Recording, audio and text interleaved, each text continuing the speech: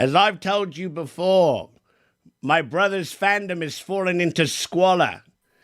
We've been sitting out here. We are now satiated hounds, ready for the hunt for another season. But we'll learn. But together we are going to learn to fear the color gold, the color green, the color black, and the year 2024. Because we're talking about. Everybody, it is what's going on, everybody, guys. It is the Watchers in the Bar. If I can get this fucking thing. Hold on, technical difficulties here. What's up, guys? It is me, Sean Tank Top. We are over here at Constant Tank Top, and we are doing the Watchers in the Bar full spoiler discussion for House of the Dragon. We are talking about Season 1, Episode 10, the finale of the first season of House of the Dragon. And we are joined by a bunch of cloaked figures, one that is presently with me. It is me, Millie Sandra. It is Millie Sandra over here, y'all. It's Millie. How are you doing, dear? Lovely. Very excited to be here. Glad to hear it. We are over here and joined to our immediate left. It is Dragon Breath and Morgsaria, the green worm over there. It's Morgan and Dustin Drace over there. How you guys doing over there, y'all? No idea what you just said. That just cut out on us. Did it cut out on us? Oh, no. Yeah. Can you hear me now? You're back. Okay, awesome. It is. Yeah. It's Morgan and Dustin Drace over there. How y'all doing over there? Better now we can hear everyone. Yeah. Better now. Excellent. That's always good. And we have, you know him, you love him, the legendary, it's sort of one of the most iconic scenes in the entire show, in the entire franchise. You know him, you love him. It's Sam Coleman, a.k.a. Young Hodor. How are you doing over there, Sam? Hello. Hold the flattery. Yeah, I'm all right, thank you. Are you certain? Happy and sad. This is our last one of these for the season. It's a happy it's the finale, baby. Man. Yeah, it really is. I mean, like, I think that we're going to be saying that there's going to be a lot of that bittersweet type of stuff where we're going to go, oh, you know what I mean? Like, there's going to be a lot of that kind of going on with this episode for fucking sure. Joining us over there from the host with the most over there from I'ma Need More Wine Pod down directly below us over there. It is Jocelyn, a.k.a. Vhagar, you raggedy bitch. How are you doing? It's Jocelyn, everybody, from I'ma Need More Wine Pod. How you doing, dear? Hello. I can now take off my blanket, aka murder hoodie, my murder cloak. Right. Thank you so much for having me. I'm back. I've got Coochie in the background. I've got my box wine and my Hamlet Animal Crossing cloak. I love it. I'm ready to talk about this finale and so happy to be back with this fun group of folks. Absolutely. No, and we're very happy to have you, dear. Absolutely. And so we're gonna focus on the happy stuff because it's the beginning of a good new Game of Thrones show. It's not the end of a first season, even though it is that. And over there, always the one who's ready to fight anyone on the internet, the Amad Targaryen over there. It's Maddy Kay. With the scar and everything. Give me your eye. Did you get that? Did you get that from fighting people on Twitter? I did. Over there. Throw an eyeball emoji up in the chat. Give me an eyeball emoji over there for Mads over there. How are you doing, Maddie? Oh, I'm having a great time. Just absolutely phenomenal stuff over here. I've got my dragon glass wine cup. Lovely. What remains of my Negroni Spagliato with prosecco in it. With prosecco, stunning. And I've got my sapphire. I've got my sapphire, and I've got my eyes, and yeah. Vhagar's not on screen right now, so you should all be really scared. You got him parked in the how many parking spots does Vhagar take up? I mean, Vhagar takes up a whole parking garage. Right, that's what I'm saying. You get the top, if it's too full and you got to go to the top one that has no roof or whatever it is. Yeah. That's where you're parking, like almost all the time with Vhagar. Exactly. That's for damn sure. Exactly. In Disney World terms, it'd be like all of section Goofy. Yeah. Right. Yes, Right. all of Sex Oh, and the yeah. City. 100%. So we are over here. We are going to be talking. Hope everybody's doing well out there in the chat and everything like that, all across the old interwebs on Twitch and on YouTube over here. Again, welcome to everybody. It's about those live streams that we made along the way, y'all, because we've done 10 of these here, because we've done 10 episodes of the first season of House of the Dragon. The name of this episode is The Black Queen. It is directed by Greg. I will never remember. I will never know how to pronounce. Who we owe an apology. We were kind of tossing it. We were kind of tossing old Greg's way. I mean, just his name is Greg. You can kind of I blame was Greg just for stuff. picturing cousin Greg from Succession. Yeah, as 100%. Yeah. So, and the main writer Ryan Condal was the writer of this episode. And it's the. Y'all, it be the finale of this here season of Hot D, which I have had an absolute blast. I think that the show has been really, really good. I think that the discourse maybe not as much, maybe or whatever, but it's still been good. We've been having a good time. I know that our people, like the people that we have over running up in our chat, has always been a great time and stuff like that. So we are over here. We're going to be talking about. This is going to be a spoiler-filled discussion, but not full spoilers, because we're going to be talking about, obviously, obviously spoilers for everything that's happened up until House of the Dragon, up until this episode. We're also going to be talking for book reading people and stuff like that, because we have a couple that are on the stream over here. We're going to talk about maybe some tertiary stuff, if it's kind of in the same timeline, or maybe changes from the books and stuff like that. And then also we, obviously spoilers for anything that happened within Game of Thrones, the original aired HBO series, and some of the other A Song of Ice and Fire books, which are totally going to be finished. Like 100% going to be finished, no doubt about it. So we're going to be talking about spoilers for all that, but we won't be going forward in any kind of like book material. We're gonna do our best to kind of stray away from that stuff. We got ourselves the prompts, and just so you guys all know, because we always love everybody that's always been hanging out in the chat. Like it's always like makes it a fun, like when I watch the replay, I'm able to go back and actually see the conversation as it goes, and it's like watching the show like a second time and everything like that. You know what I mean? I can kind of disassociate from the ramblings of this fucking knucklehead over here, and I can actually see like an actually intelligent, fun conversation happening over on that side. So thanks to everybody for keeping it lit in the chat. And also, if you guys want to become a part of the show, if you want to guarantee that you guys get your question, comment, concern, or theory, you guys can hit us with a super chat for any dollar amount, and we will make sure that we highlight it. We'll either highlight it as we're talking about like the kind of specific thing, if it kind of relates to it, or if we can't, we will make sure that we get to those super chats at the end of the stream, after we're kind of done with all of our prompts. And speaking of the prompts, I think we move along to our first one over here. We're going to start talking about the general thoughts about this here episode. And it was a really good episode, but I'm going to kick it over to Millie and stuff like that. Millie, get you right here. What did you think about this episode? What were your general thoughts about this one? I was devastated. Right? Yeah. As a book perspective person, there were things I was dreading, and it was just so fantastic to have my heart wrenched out of my body. It's always fun. In real time, it was in great. real time, yeah. It was so great. It was awesome. I loved it. Immortalized for all the world to see. Exactly. Yeah, absolutely. All right, well, let's tick down below us over there. Jocelyn, what did you think about this? What were your general thoughts about this episode? Okay, guys. Team Green folks, just cover your ears because you're not gonna like what I have to say. I loved it as a finale. It's where I wanted to end. Like, I didn't really want to get into the war. I just wanted the prelude. I wanted to they landed me where I wanted to land. But as I was watching it, I was like, why am I enjoying this so much?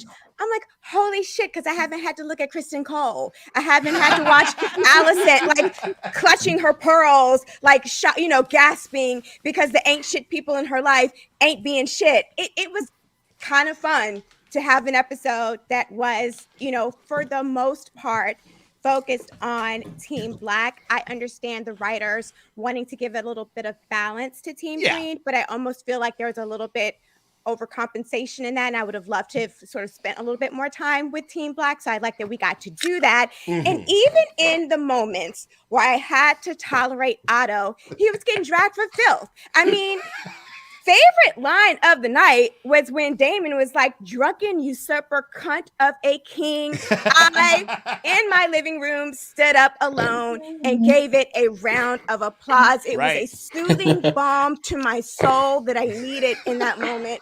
And so, 10 out of 10, no notes. I have notes, but I enjoyed it. I thought it was fun. We got notes, but they're all mostly positive notes. Exactly. There you go. Excellent. All right, we'll kick it over to Sam Coleman over there. How about you, sir? What were you thinking? What were your general thoughts about this episode? How you were feeling about it?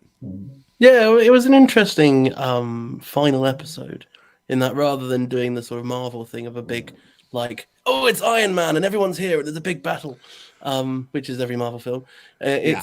True. It was like much more. It didn't need that in a way. For me, I mean, the key theme I think was loss.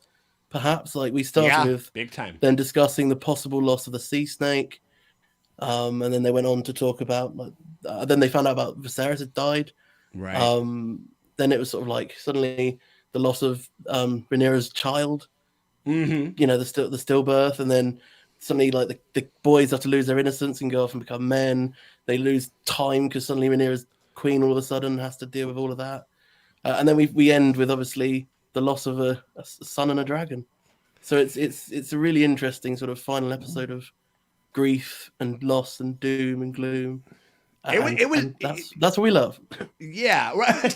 That's what we love. That's what I love for franchise. Sure. I mean, definitely. Yeah, you as an Aemon stand over there for sure. I mean, it was the sense of dread was, and kind of like, and it was like ever present and kind of like this. They did like a really good. I think some of the more subtle like kind of music work. I mean, there's some stuff that's not as subtle, but then some of the stuff like where just the music was just kind of like slowly building pressure like the whole time, just kind of like ever present. Especially during some of the there was like, I mean, I'm sure we'll talk about it, like the stillbirth, like the miscarriage scene and stuff like that, which was arguably, in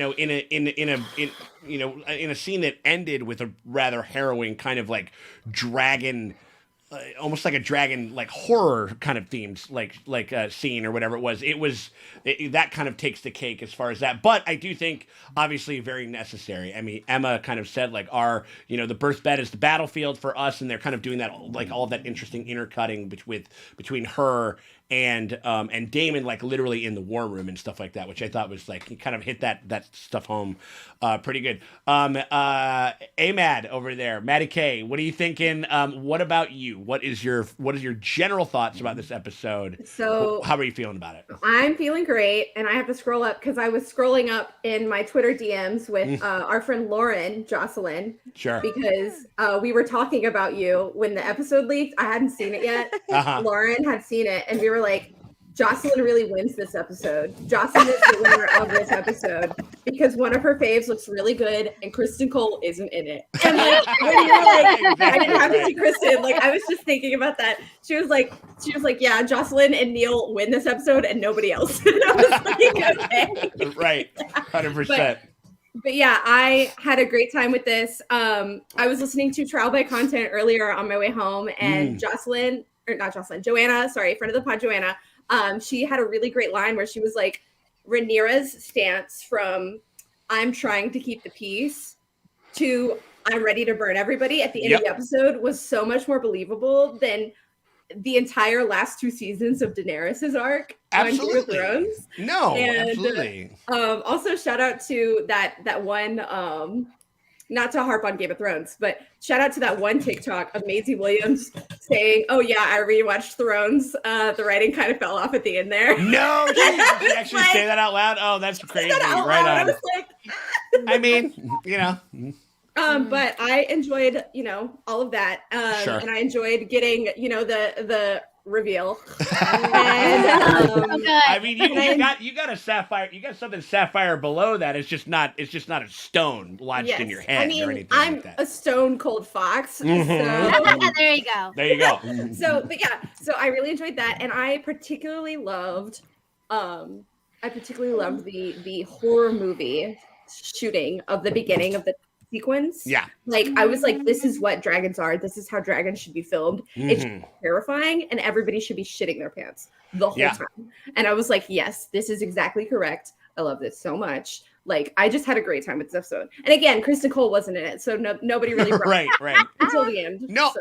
I think it was one of those things. I thought it was interesting because like a lot of kind of people had been kind of talking about like the two preceding episodes, episode 8 and episode 9, kind of episode 8 kind of being like kind of like an emotional kind of crescendo, and like how, not to say that there wasn't that within episode 9, but how there was definitely like a big kind of spectacle kind of crescendo that episode kind of ended on. And with the ending of this particular episode, it was kind of a nice combination of the two, where they were able to kind of merge like something that I was definitely had a lot of emotions about, and like, you know, obviously was like very sad. It was definitely it was a sequence of, because they were like probably thinking like, listen, we've done dragon action sequences, we've had them burn ships, we've had them blow shit up, like all this other stuff. Let's do a dragon like suspense horror scene. You know what I mean? Like, it's the spooky season. It's like 1 week before fucking Halloween and shit like that. Like, let's go for something a little bit like that. And so I think that that's actually very well said, Maddie. And I just thought that the merging of the spectacle of personal stakes, you know what I mean? Like with Aemon just being such a delicious bastard that he sort of is, and is just being so good at lately. I think that's right on the money. Again, and shout out to the super chats over there. We got Junior coming in. You know, if the Heartstopper had come out this year, Hot D would probably be my top one. That's valid. Do we know what that is? I don't know what that is. Is that a show? It's a show. Wait, yes. it's a show? Really, Okay, it's cool. on Netflix, I think. Oh, okay, cool. Yes, right on. yes. Yeah. Mm-hmm. I don't watch really TV. cute, really I don't good. watch TV unless I get paid for it. Okay, y'all. I'm sorry. Like I don't like. I don't blame you. No, I'm joking. No, I actually just literally You're not haven't joking. had literally have not had the time to do so. We got Sean. Sean got baby and young adult violence in this episode. Definitely, yeah. It's true. There's definitely like kid violence. There was baby violence. There was like, it was violent. I guess it just kind of didn't really, I don't know, but it was a lot more taxing. I mean, we've seen big kind of swings, literally in some cases, like of violence within this show that happened very, very quickly and then they're kind of done or whatever it was. But like that, you know, like that, the miscarriage scene was just so, it was so intense and it was so visceral and it was so performed like so incredibly by Emma and stuff. I don't know. I was just very I was like, that was like one of the highlights that I don't necessarily enjoy watching, but I think that it's like kind of like necessary and stuff like that. So all right. Well, I think that kind of wraps it up as far as like what we think in general about the episode. Let's get into the nitty gritty. We're going to start talking about our episode MVPs over there. I'm always interested to hear what the good counsel of Jocelyn over there has to say. And I would, who's your MVP for this episode, Jocelyn? Who do you got your pick for? I've got a very quick runner-up, and then I've got my main. Oh, please. Yeah, please. My quick runner-up is light up map tables, because that was a gorgeous set piece. I'm here for it. If I had the capacity in my home to have one, I would have one. People would come in and be like, why do you have this? Why do you not have this? I mean, like, it was everything. I really liked it. So I wanted to sort of give that a moment. But in all seriousness, my MVP was Rhaenyra and her portrayer, Emma Darcy. I just thought that they were so amazing in this episode. I loved how measured Rhaenyra was, this entire episode, because I think that Rhaenyra would have been fully within her right to want to raise hell right off the bat when you're first learning about your father's death because your family member has had to escape for her life and come in and give you this news. And not only is your dad dead, but they've usurped your fucking throne. Like, if she had taken the Daemon approach and been like, we got how many dragons, rack them up, we're going to burn the bitches down. Right. I would have been fully prepared to be her defense attorney in her war trial. I would have been there for her. Right. But she wasn't. And it was such a delightful surprise. I don't know that it was a surprise, because I do think that Rhaenyra has on balance been pretty measured throughout the course of this season. So it did feel on character for her.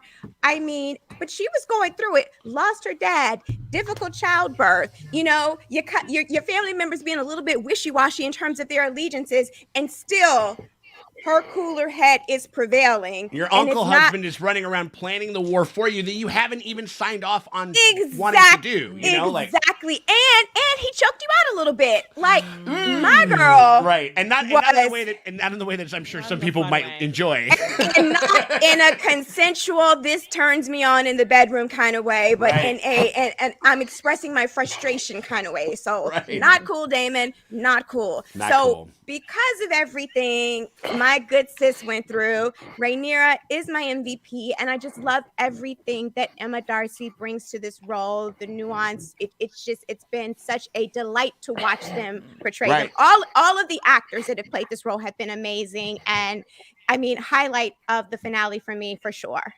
Yeah, I mean, it starts with Luke kind of like with running his hand over Driftmark, but it's how he's relating to her. I mean, she effectively begins and ends the episode with her, like with a resolve to be dedicated to family, to kind of dedicated to at least the idea of trying to strive for some kind of peace or whatever, and then it ends with like she just fucking heard the bells in fucking season 8, you know what I mean? Where she's like, I'm just ready to fucking torch the place.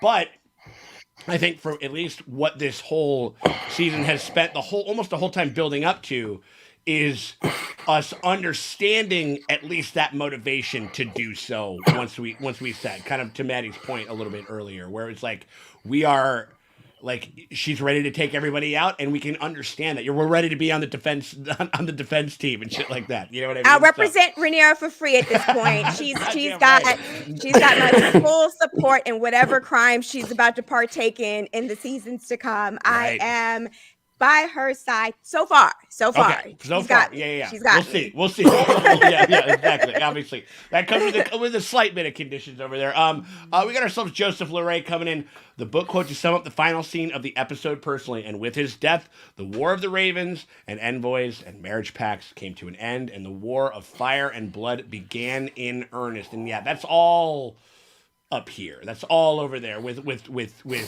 Emma Darcy and their performance and stuff. And I thought, and I think it was a satisfying like statement, but it was also, I couldn't call it like a cliffhanger, but you're like, oh my God, I can't wait to see what the fuck's gonna happen. You know what I mean? Like it wasn't like a whodunit cliffhanger, but it was like a kind of an emotional one in a certain sense. You know what I mean? Like, what do we got over there?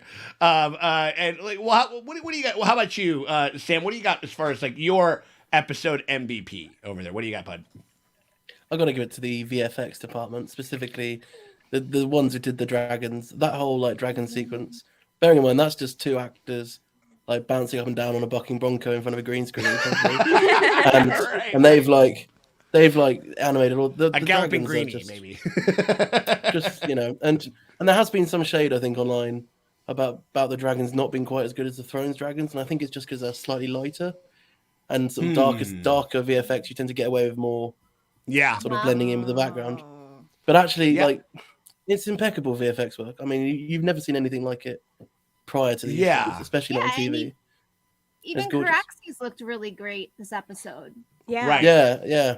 And that scene with Damon when he's singing his song to that big dragon. Oh my God! He's singing the old hits over there and stuff like that. You know, Old like Harry's Hit 100. Yeah, he's walking in there going, "The wheels on the bus go." He's like, "Where are you going?" Like, yeah, absolutely. Yeah, no, Valyrian Baby Shark. Dragons love it. Valyrian Baby Shark.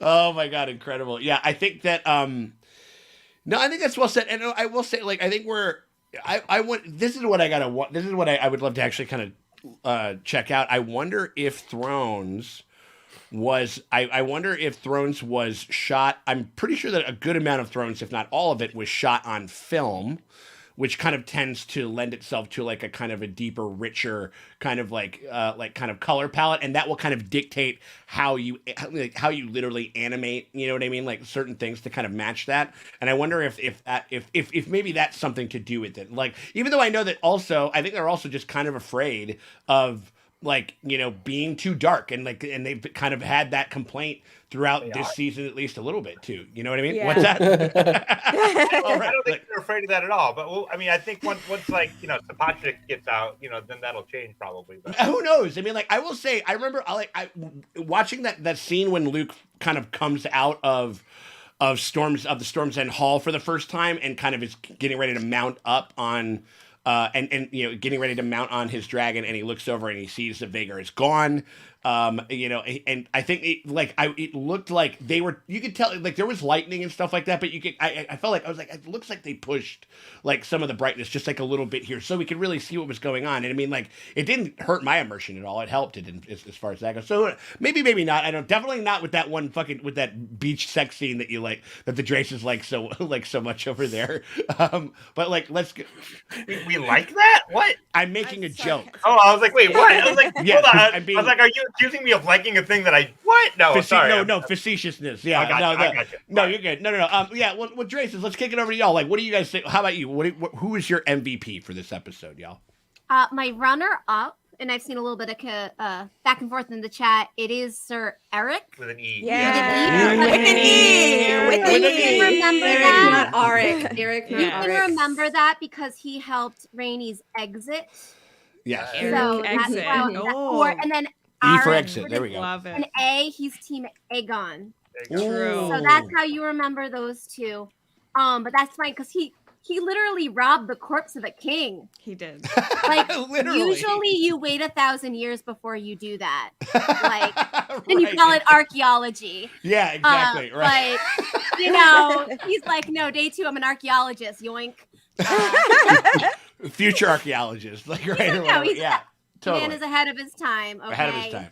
Totally fine. But also, my main, obviously, Rhaenyra.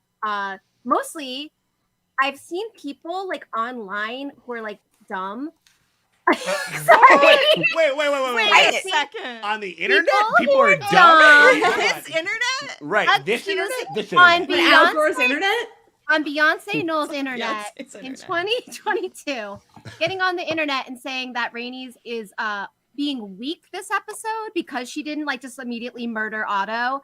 And I agree that if I was her, I would have murdered him, but this is why I don't rule, because her not taking out that party won Rhaenys to her side. So now she has a fleet of ships. And not only any fleet of ships, she has the greatest fleet of ships in the Seven Kingdoms. So Rhaenys is on Team Rhaenyra because of her restraint. And that is how you freaking rule.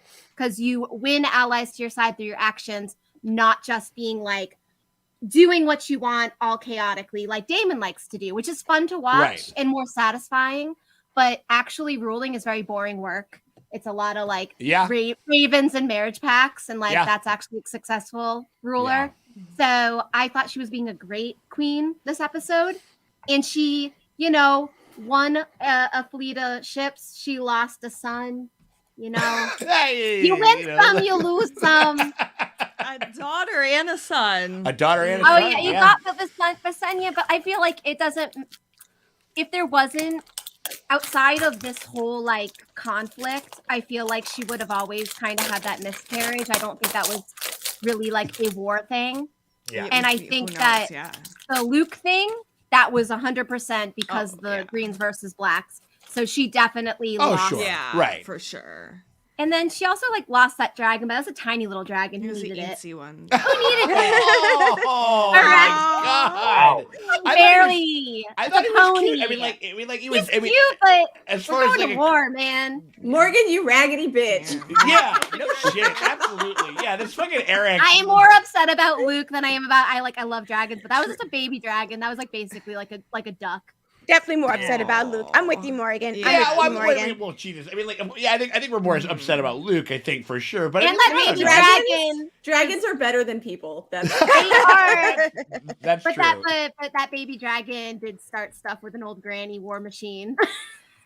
Right. And you don't walk up, and I mean, I want to, but you don't like poke Dick Cheney in the eye. 'cause I he will mean, if murder we're you gonna dead. say that, then it's still if like if Dick Cheney is chasing after, if Dick Cheney is chasing after me and like saying like, "Hey, I'm gonna murder you to death," like, I mean, like, what the fuck? I mean, like, and also, you know, this having like a couple of small dogs. Some of those dogs can have like they can have the shortest temper and stuff like that, and they can be like, "No, you're not gonna fuck with me." Like, what are you talking about? So I mean, like, I think it all made sense. You know what I mean? I think it was. I can understand. It's one of those things where. Again, I keep bringing it up, but it's like that Eric Andre meme where it's like, pow, pow, pow. How could Vhagar have done this? You know what I mean? Like, or whatever it was, which is like, because it was kind of like, it was all these things that were kind of set in motion, and something was bound to kind of like happen, and like tragedy was bound to ensue. Shout out to Chelsea. It says, I like the change with both boys losing control of their dragons. Like Viserys said, the idea that they control them is an illusion. He was right. I think that was definitely on my mind, and they definitely did a really good job of highlighting it. We've had before, like in like I think it was like season 5 or 6, where Daenerys was trying to get like to kind of rein in like a couple of the other dragons and stuff like that, because they were running around and they were killing, you know, like people in the countryside and shit like that. You know what I mean? When she was ruling like kind of out east and shit. And so, but they really hammered that home here. It's like as far as like how you can struggle with that. And it's like, you know, it's like when you ride a horse, like sometimes the horse they get spooked, they get angry, they get their anxiety, and they just take off and they start doing whatever the fuck it is they want to do, because they are a whole ass glassy-eyed dinosaur, and they will do whatever the fuck they want to do. You know what I mean? And and you're just along for the ride, and that's kind of what happened in this scene. So I think that's like, I think that's a good point to bring up. We also got Rosh over there. Favorite quote from the book was when Viserys died, and then the storm broke. And the dragons danced, and that's it's almost like George is a good writer or something. Yeah, he should do more of it. Like, do more of it, please. Just a little bit, you know what I mean? Like, do at least like 25% of a book more of it, please. Yeah, 100%. Yeah. Specifically. How about you? What was? Did Dustin go? We're fine. Oh, you're good. You're good. Okay. Yeah, of course. Mm-hmm. So, I don't want this to come off as flattery since we are actually joined by this character right now, but like. You accidentally started a civil war. Aemon Targaryen, MVP. Oh my god. I mean, did look cool as fuck while doing it as well. He looked so cool. He looked fucking sick. Like, I am over my sadness, and I'm just like, okay, that looked cool. We're standing a Chaos King over here. I love the chaos. Love the chaos. I will just say. He, as this supposed man of philosophy who is studying the blade, our friend really knows how to hold a grudge. Do we remember him saying, I may have lost an eye, but I gained a dragon? It was a fair exchange. Right? Was that your closure? Was that your closure? But as a Capricorn, I do understand saying you're over something when you're not actually over it. Oh, yeah. Oh, yeah, really? Yeah, is that right? I never noticed. You know what I mean? Can I speak up for team? Listen, Can I speak up for Team Scorpio here? Because we love a grudge. It's your time. It's your time. Yes, right? Please. And like the North, a Scorpio is gonna fucking remember. But even me, in the height of Scorpio season, I'm like, God damn, Almond, you got to get over this shit, my dude. Oh, yeah. You got the biggest dragon, sir. Yeah. Let it go. Well, I know, even though not to, I mean, like Otto, it's like he's like it was worth 1,000 times the price that he paid. You know what I mean? You got to remember that. You got to get that. You got to get that like a little, like a weird little like tattoo like on your wrist or something like that, just to remember. You know what I mean? But yeah, no, for sure. That's Maddie was going to say something. I was just going to say, I can't decide. While we're on the subject, I can't decide if Almond is a Capricorn Sun Scorpio Moon or a Scorpio Sun Capricorn Moon. I love that. And I just need both of you to sit with that in your heart. We'll try to I will. At the end of the show. Yes, but I'll think about that. Absolutely. But, feeling seen and attacked. Honestly, look good in Sapphire, so I'm fine. No, absolutely. But I think just him kind of firsthand learning what, to quote our King Viz again, like dragons were a power men should not have trifled with. He's like, I found out the hard way that I can't take Grandma Vhagar out just to fuck with my little baby nephew and his eensy dragon. She's like, no. I just joked that he was Dornish, and you went crazy. You know what I mean? Like, oh my God. you know. So just like oops, I started a civil war. Yeah, like, whoops, like, yeah, absolutely. No, well, I mean, like, let's take it over to Maddie. I think Maddie's like the last. Maddie, who do you got as far as your MVP? I feel like if you gave me 2 guesses, I'd only need 1 though. You know, What? like, All right, what do you think my guess is? What do you think my MVP is? Possibly a almond. I mean, like, but I don't know. Okay. I mean, I don't know. Like, so I don't know what would give that away. You know, my MVP is actually Rhaenys. okay, right on. Because she makes the biggest money move. Number 1, she knows when to shut her mouth and say, okay. Yeah, right. The first thing she did, to her credit, was fly right over to Dragonstone and be like, Rhaenyra, you gotta get your shit together. Some shit is going down, and I respect that. Right. I appreciate that. And then she's like, when Daemon is like, oh yeah, we've got Melees, obviously, and she's like, do you though? Yeah, yeah. Right. And she doesn't say shit. She's just like, very much that.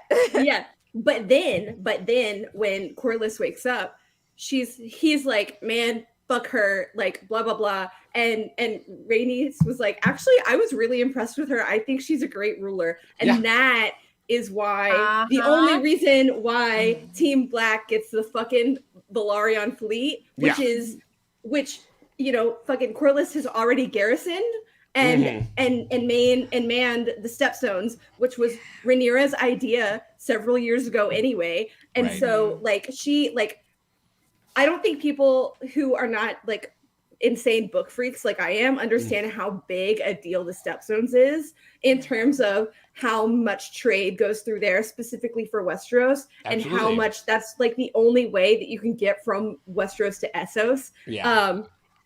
And so like stopping that trade and controlling that route is like fucking huge. He essentially clipped their entire eastern seaboard. Essentially, like he's just like, and nothing goes in or out unless I say, like, along the entire East Coast, like, unless I say so. And yeah, it was a big deal, and that what like to like, you know, as Jocelyn very rightly pointed out, that fucking badass goddamn like war room board and everything like that we had. That again, like Stannis had to have been like Stannis had to have been pissed because like, wait a minute, nobody told me that this thing was so fucking cool though. You know what I mean? Like, wait a minute, you can actually light it up underneath and stuff like that. But I do think that was Stannis knew, he just chose not they to. They fucking painted that shit. They painted that shit and they added these stupid fucking colors. Like, Stannis is the kind of guy that moves into a house of like hardwood floor and he's like, you know what, this place needs tile. Like, right. Or like some burnt orange carpet or something like that, or whatever the fuck it is, you know? No, and like them kind of just talking and moving the pieces around and coming up with their battle plan. Like it was all stuff where, I mean, definitely like there's a part of me where I'm just like, yeah, I've played Risk before. Yeah, it seems like a good idea, you know, or whatever the fuck it is, even though I kind of don't exactly know what they're talking about. But it was a nice kind of like, I don't know, I always appreciate it, especially with how serious and kind of in the details, like A Song of Ice and Fire stuff and George's writing can be about like waging war or like just how these kingdoms operate. It's always cool to kind of see there and kind of see that tactile kind of thinking and like on their behalf and not just all emotions and stuff like that. Shout out to Green Knave over there, Green Avenue. Let's just say Green Avenue. That's probably what it was. It was so sad when Eric's could feel Viserys' stress and they start running towards each other right before leaving Storm's End. That's actually very true. Like you can see he kind of gives out like a little yawp. He's like, wah! And like he kind of comes over. They're like, dude, the same way that I think that also Vhagar was already gone because she was like, oh, we're gonna fuck some shit up right now. You know what I mean? Like I think that it was illustrations of how they're being linked, and then watching that link kind of fraying towards the end once kind of the emotions got so high and stuff like that. So I think I thought that was good. So that's a good look over there. And thank you very much for the super chat, y'all. Does that take care of everybody? Is that everybody's MVP? Sure. Feels like it, right? Yeah. Okay. Cool. All right. We're gonna be moving right along. An episode. I'm sure there's gonna be a varied amount, but there might be somebody that reigns supreme as far as this goes. But we're gonna have to talk about our. There's no cure for being a cunt. Cunt. That horn-blowing cunt. Cunt of cunts. You cunts! Are talking about the cunt of the week, and I know that there's going to be a lot of potential hot takes with this over here and stuff like that. Almost as hot as that war room board and over there. Like Maddie looks actually. She looks rare to go. Let's kick it over to you, Maddie. Who is your cunt of the week? I think Jocelyn says it best. Jocelyn, if you could. What? Oh, read your name. Oh, hey. Oh, there you go, you raggedy bitch. There we go. Sorry, I was so on the uptake there. I was like, wait, where are we going? Okay, no, Vhagar, you raggedy bitch. Raggedy, How fucking trifling. dare you?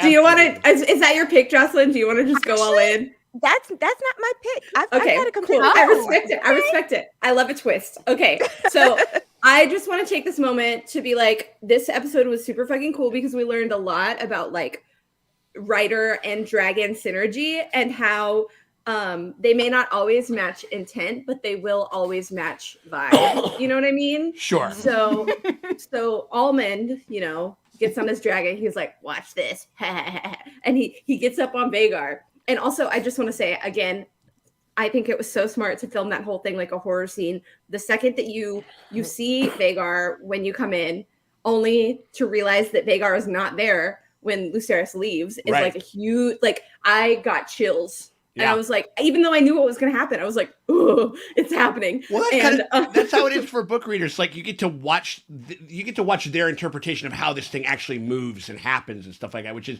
gotta be thrilling, especially. I said at the beginning of the show and the beginning of the season that I think that Game of Thrones, it was all about filming people who had never read Game of Thrones reacting to the show. Mm-hmm. But House of the Dragon is the show where you film the book readers reacting to the show. Yeah.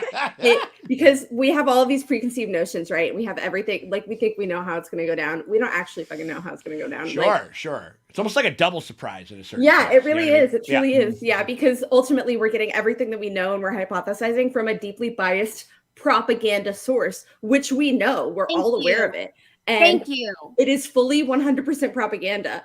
I believe the name of the book that it is supposed to be in universe is The Greens and the Blacks, or like some long ass name. Hang on. No, I really want that to just be written in like a really lovely like medieval stencil like thing. It's like the Greens or the Blacks or some bullshit like that. Yeah, literally. Okay. Like I would love that. Yes, Fire and Blood being a history of the Targaryen kings of Westeros, which is one of them. And then there's also the Greens and the Blacks, or a true telling of the blah, blah, blah. And so like there are all of these different sources that are referenced in the book that we have, but also in the universe. And I think it's super cool and fascinating that they are engaging with that, with the show as a supplementary option for the book. Like so much. But all that to say, Vhagar, goddammit, what the fuck? like we know that's not Visenya. We know like maybe he did actually want to kill Lucerys, and he has not like come to meet that in his heart yet. You know what I mean? Mm-hmm. Like I don't think he was fully truly capable of it until Vhagar just kind of chomped. Yeah. But I do think that we got a lot about the writer dragon relationship, and so like while Vhagar may have matched the energy, not necessarily the intent. Like I feel like the intent wasn't like totally not there.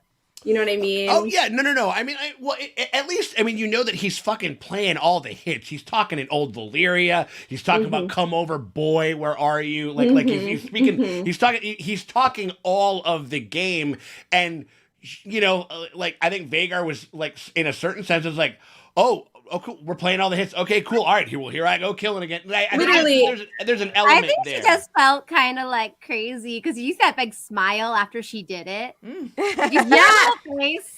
She did. She was smiling. She was very happy. You see that little screenshot? Yeah, she was in a silly, goofy mood. And I was crazy back then. Like, I don't know. She's like Lena didn't let me eat one single person or dragon. And now I'm getting a 2-for-1 combo.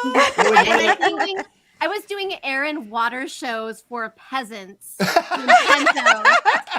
Right. It was absolutely. bullshit. Total I had to bullshit. do tricks. Yeah. It was awful. I think. Well, Yeah. I think it's one of those things where we talked about that where it's like there, like I think that sometimes, and that was kind of seen a little bit when Almond when he claimed Vhagar, and all of a sudden he's fucking full of piss and vinegar. He's walking like his balls are made of fucking concrete, and he's like talking all kinds of crazy. And he got too big for his britches. That's what I'm he saying. Really I'm like, hubris. Yeah, like, and I think absolutely. right, and I think that. But also, it also could be that the writer also kind of informs a little bit of the dragon because, like, after hanging out with Lena and stuff like that, like there was a moment of actual tenderness, like between the two of them when she was like, Dracarys, you know what I mean? Like, go, and he was just like, I don't know, like as much as it's been, as much as it's not really my bag and not historically what I'm known for, this has been kind of fun and stuff like that. You seem really chill. I like you a lot and stuff like that. And so I think she was just like, oh no, this guy wants to play the fucking old hits. This guy's a literal eye patch. Okay, we kind of know that this guy's up to start some shit. You know what I mean? And so like I think that there was like I like that idea that they're kind of like playing around with that as far as like who's the most responsible. It's an interesting idea to kind of like to ruminate over. And to that point, we got Cam Cobain coming in. Do you guys think that Daemon claimed Vermithor? Vermithor. Sorry, yeah, Vermithor. Vermithor to counter Vhagar. Do we think that he was claimed? I think so. I don't know. It's really interesting. There's a lot of theories. A lot of people believe that this is a Valyrian ritual that he read about when he was doing all of his reading in Pentos. Sure. Right? Ooh, with all I of like the old that. Dragon Lords. Yeah. And so I like that a lot. And I think it's interesting. I don't know that he's necessarily claiming Vermithor, but I think he's like asking Vermithor, it feels very much like an offering.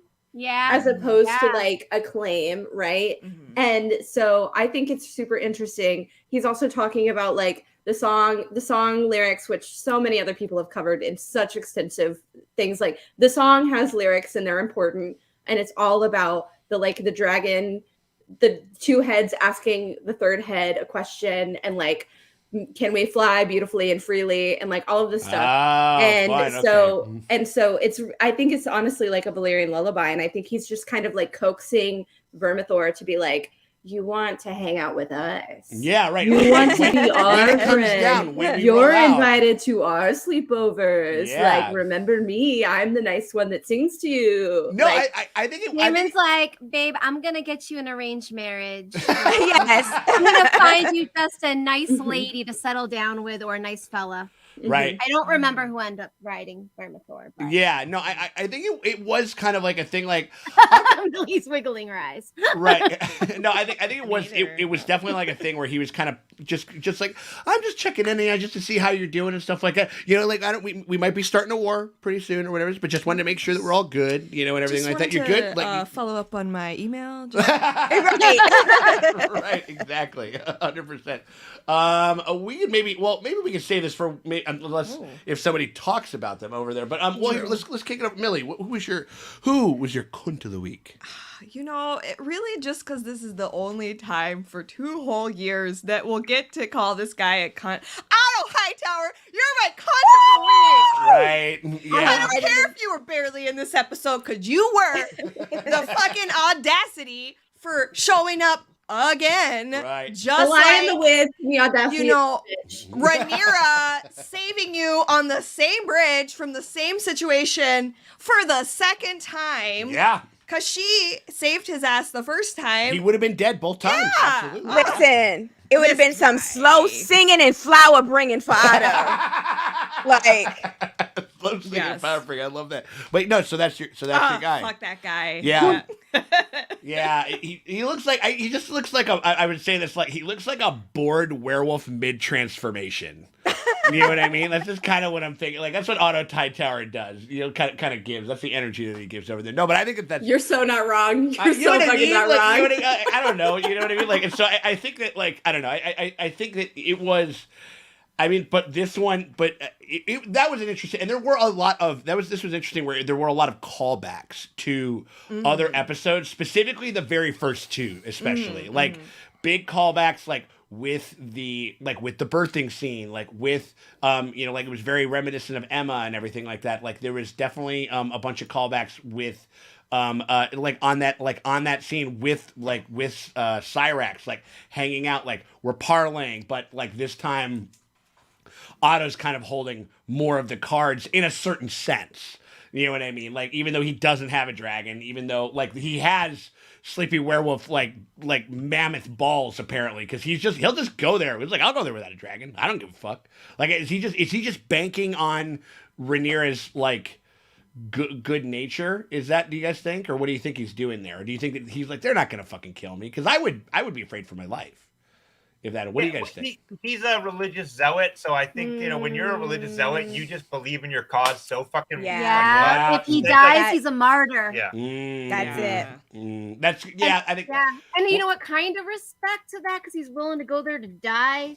Like he's just like first over the bow. I can respect that a little. It's like, but he's a cunt. Yeah, don't get me wrong, he's a cunt. But I'm like, I appreciate a cunt who's willing to die for their cause. It's a Stannis Baratheon. Yeah. First over the wall. Like, I don't dig you. I don't dig your fucking shit. I think you're like everything, but you are at least are leading, like you're leading the charge in a certain sense. You can respect him in that way for sure.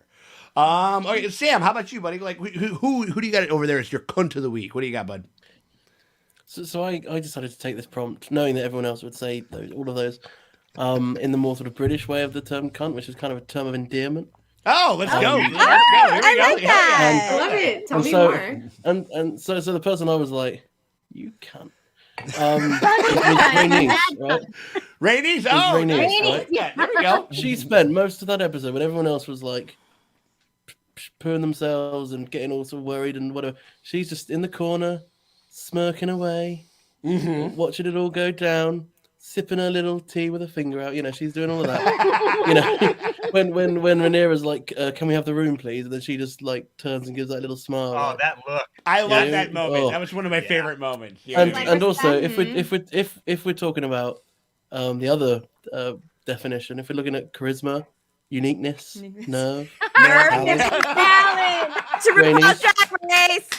you know, so that's I don't have a fan, so pretend I'm doing the fan thing. Right, exactly. Yeah. I did. Yeah, I liked how Rhaenys. Category is like, Hey! yeah, absolutely. No. I liked how she was able to observe Rhaenyra's coronation and just kind of be, oh, hey, remember when that should have been me? But like from a badass way. Like, she didn't vow, but she didn't have to. Well, no, and it was so like, oh, sorry, no, sorry, go ahead, Morgan. I'm sorry. Oh, I was just saying she didn't have to. Also, like, if anybody called her on it, again, she gets to weaponize the patriarchy where she's like, well, my lord husband is like sick, so I have to wait till see what he says. I have to wait till my husband, whatever shall I do until my husband returns? Rhaenys knows how to fucking do that shit where she will weaponize it where she can. Right. And she's like, well, you know, I can just stand here in the back because I'm not called on to do this, make the decision yet, because I'm just a woman. After all, right.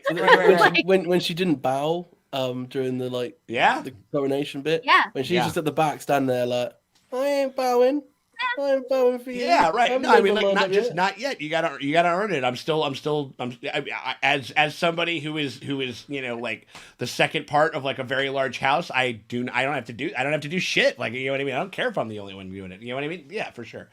I need to get into my cunts of the week. What do you got? Mostly because it's popping off in the chat. Of course. And I'm mad at them because it worked and they are successful cunts. They were successful at being cunts. And this is the authors of the propaganda that is Fire and Blood, which was written as a propaganda thing. And I have so many people in the comments of our YouTube videos going like, well, you know, the reason Aemon went crazy was because one of those women said something to him. And I was like, literally, that is a fairy tale written by maesters. You just saw with your own eyes that never happened. And you're telling me that that's what really happened. Right. Also, they're saying like, oh, well, no, Aemon actually did mean to kill me. It's in the book. And I'm like, written, it's propaganda. Like, the maesters are cunts. And they're successful cunts, and they did it. The showrunners have literally gone on record saying that this is the closest thing to the objective truth that we are getting about this story, which is actually kind of interesting in relation to the book. But you have people. but also this is what I love about the internet, and I've seen so many tweets where it's like, this show has us arguing like medieval peasants in a tavern. I'll tell you one thing, I have authority that man actually... Queen Rhaenyra. Right, absolutely. Queen Rhaenyra never did nothing wrong. Yeah, right. Like we're just like drunk in a tavern arguing our sides, and I love that about us. Right. But it's like, no, not too far from the truth, honestly. The Fire and Blood propaganda completely worked on everybody, because I still had people being like, well, one of those Baratheon girls actually said some shit. I'm like, did you see her say shit? Yeah. Because she didn't. Yeah. That's a lie. No, but I read Zack Snyder's tweets. That's how I know. So yeah, my cunts of the week, my cunts of the year, my cunts of my life are all the crusty, musty, disgusting, nasty, dry pussied, small dick energied maesters. Yes, absolutely, right. Fuck them maesters. Fuck them maesters. Fuck them maesters. Fuck them maesters. The way that this show says "fuck them kids," we say "fuck them maesters." You know what I mean? Like, and fuck also you maesters and your grand conspiracy. Fuck off and you die. Right. To a certain extent, sometimes also fuck Mushroom, because he also kind of is on his bullshit. Oh yeah. He'll spread some anti-woman propaganda. He's a little still an lot. agent of the patriarchy. He's Absolutely. just, he's just funnier. Yeah. He's funny, but he is He's still an funny, agent of the though. patriarchy. Yeah, right. Yeah. It's like, it's kind of like, it's like Bill Burr. Like, it's like sometimes he starts to drift into some pretty misogynistic territory, but it's it's kind of funny, and then sometimes it's good. You know what I mean? Like, you're like, oh, all right. As long as you don't jerk off, as long as you don't pull a fucking Louis C.K. and jerk off in front of like an underling or something like that, then I suppose it's all right. It's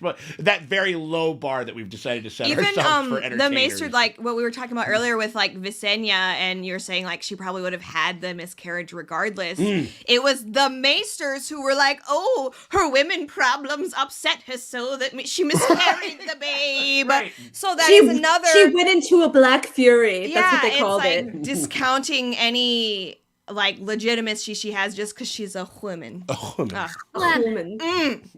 Fuck those maesters. Women. Fuck those women. Fuck them maesters. Did we miss anyone? Who else has got to do their cunt of the week? Oh yes, of course. All right. No, right. You got to say big, are you raggedy bitch? But we didn't actually go over there. Jocelyn, who do you have as your cunt of the week? What do you got over there, dear? I do, and I feel like mine might be a little bit controversial given everything that's been said, but I can't wait. I hope it's who I think it is. I'm gonna let the chopper sing, so let's do it. So as I was watching this episode, I found myself frustrated with two things, and both of these things went back to one source. So I say this with love, respect, admiration, and gratitude for the blessing of this first season.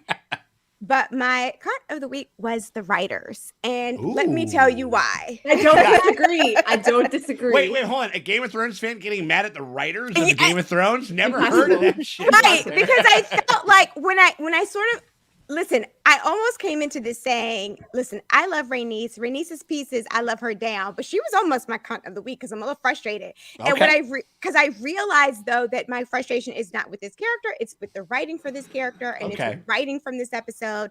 So that's where I decided to land with my cunt of the week. So I'm gonna be very, very quick here. But I'm a little bit frustrated with Rhaenys, to be perfectly honest. Like I was frustrated from the Rhaenys or Rhaenyra?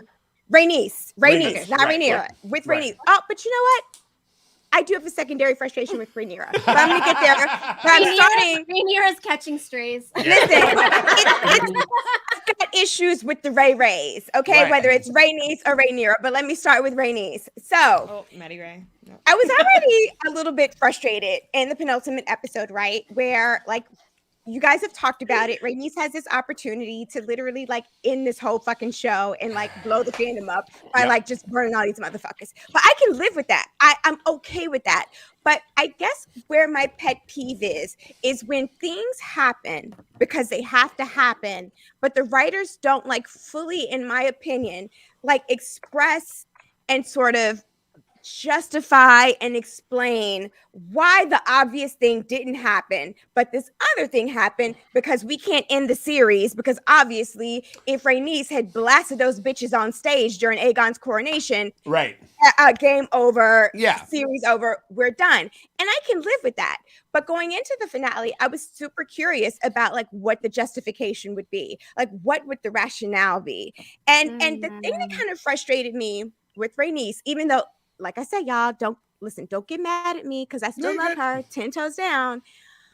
But it's like, I understand that you think this wasn't your war to start, but babe, your granddaughters are in this shit. They got skin in the game. Yeah. Like, I mean, and I understand you are grieving as a mother and you're thinking about your lost kids and the things that you've lost. But like, no matter how you cut it, your granddaughters are betrothed to Team Black. Yeah. And so, and their fate is tied to the fate of your granddaughters, no matter how you cut this. And for me in the finale, there was not enough dialogue around that part of this in particular. Sure.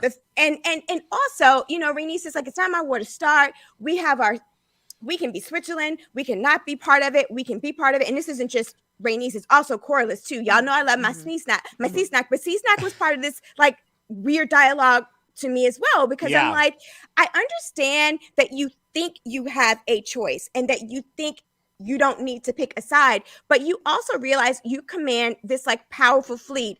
Of course you're gonna have to pick a fucking side. I don't give a shit what those high and mighty, you know, sanctimonious on their high horses and their high dragons, high towers tell you, because at some point there's going to be a bill that's got to be paid. It's going to be a price that's going to come due, because they're going to need the things that you have in this battle. So, babe, you're going to have to pick a side at some point.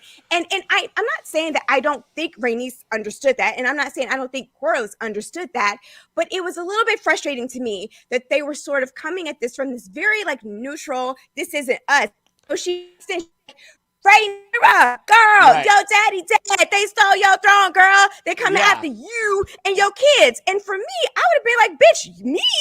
It's we. This is a we situation. No. As soon as he hoisted that fucking sword above his head and everybody started cheering and everything like that, like all those people that were cheering that you didn't give a fuck about, you know what I mean? And you thought about wasting them for a second. As soon as that happened, a target got put on your granddaughter's back. Like, yes, just flat out. Like that nothing changes that. Nothing, like however, you know, on the fence you're acting like and whatever the fuck it is. Like I'm with you a little bit on that. I can understand that methodology. Ma'am. Yeah. You have stakes. Yeah. You have skin in this game. You have stakes. And it's not that I fought, like, listen, I loved how measured Rhaenys was as well, but it's like, just give me like 30, 60, 90 seconds of dialogue where they're acknowledging it and grappling with these sort of competing interests and sort of grappling with it a little bit more. Like, give me a little bit more of that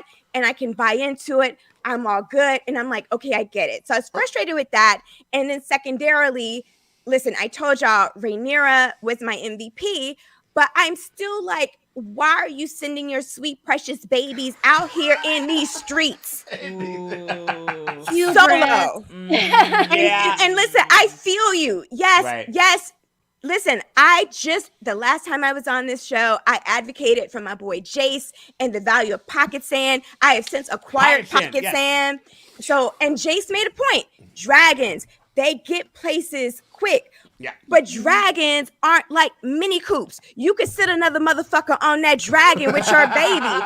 And listen, it doesn't change the outcome, right? Like Luke's still getting gobbled the fuck up by Mima Vagar, you raggedy bitch. That's still gonna happen.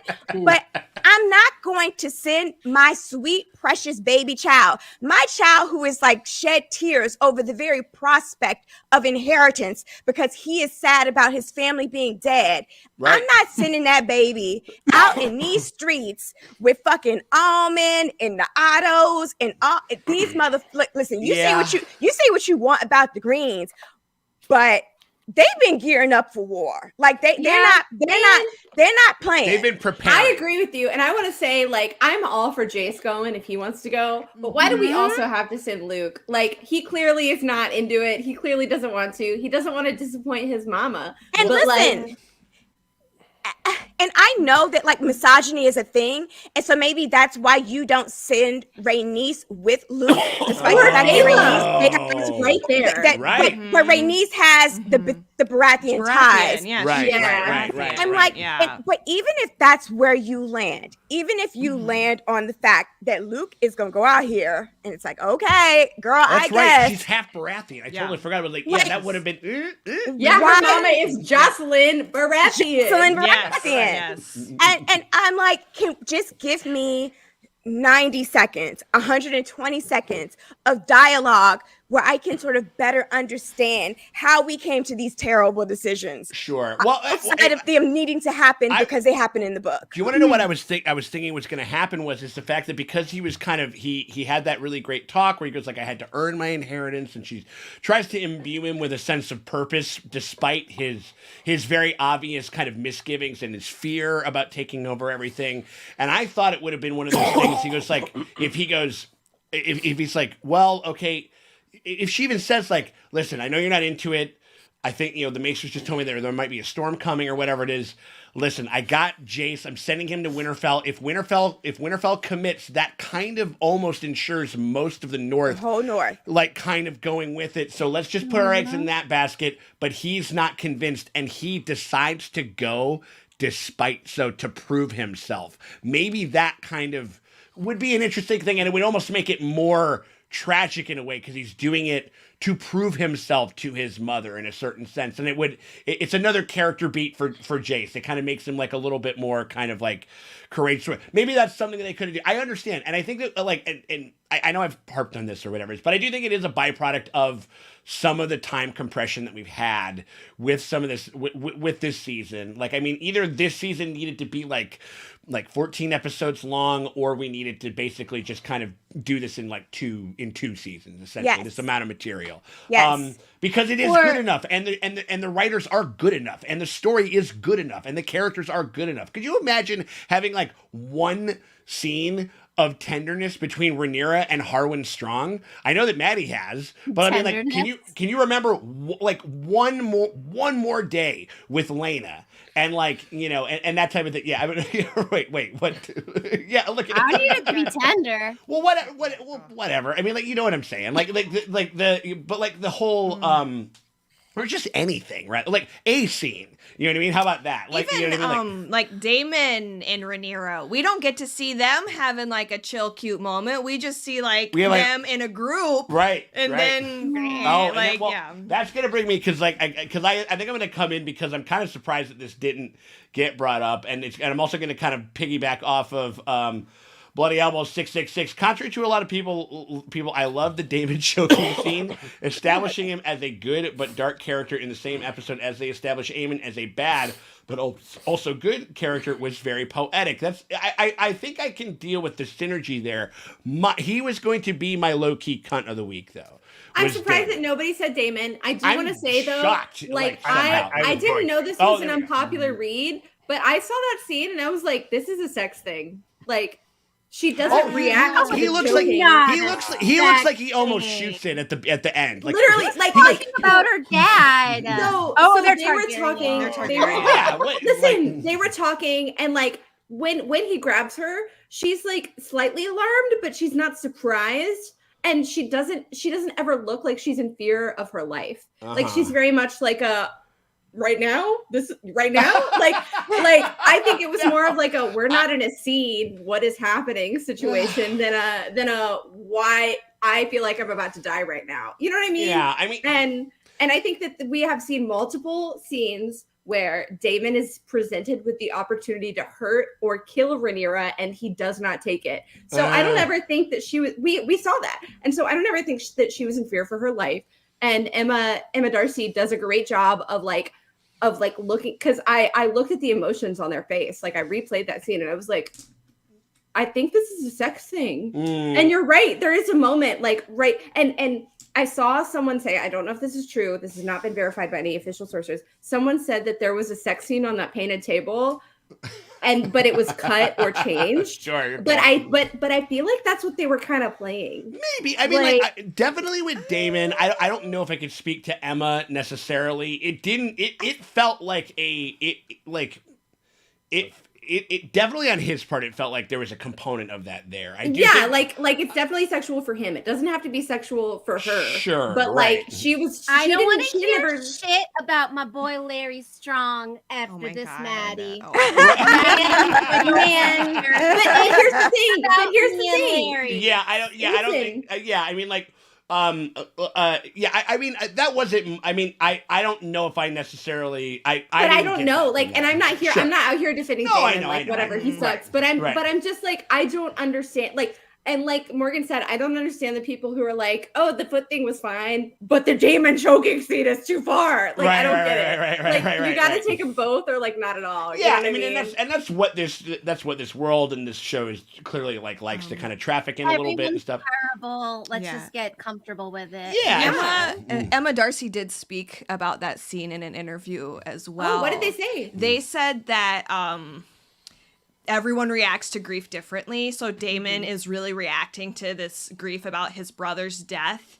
And that also probably his brother not telling him. Exactly. It was him being enraged that he got an extra fuck you from beyond the grave, that even though you for years until Rhaenyra was born were my heir, I never valued or trusted you enough to ensure you with this prophecy. Yeah. And then Rhaenyra is realizing, oh my God, I really am the only one. It's just me. So it's almost like Viserys from Beyond being like, yeah, fuck you, Damon. No, fuck and like, you, you're Rhaenyra, cool, fuck you, it's fuck always you. been you. It's always been you, girly. I mean, Get to it. No, and I think that's kind of where I think that is the thing. I mean, like he's it's like he's enacting his rage and frustration on. He could have had a rage boner, though. I agree. Oh yeah. No. Toward the end, when he gets close to her, he goes like I was waiting for him to let out like an anime like ooh like or whatever it was. You know what I mean? Like type shit. Like and it kind of almost does.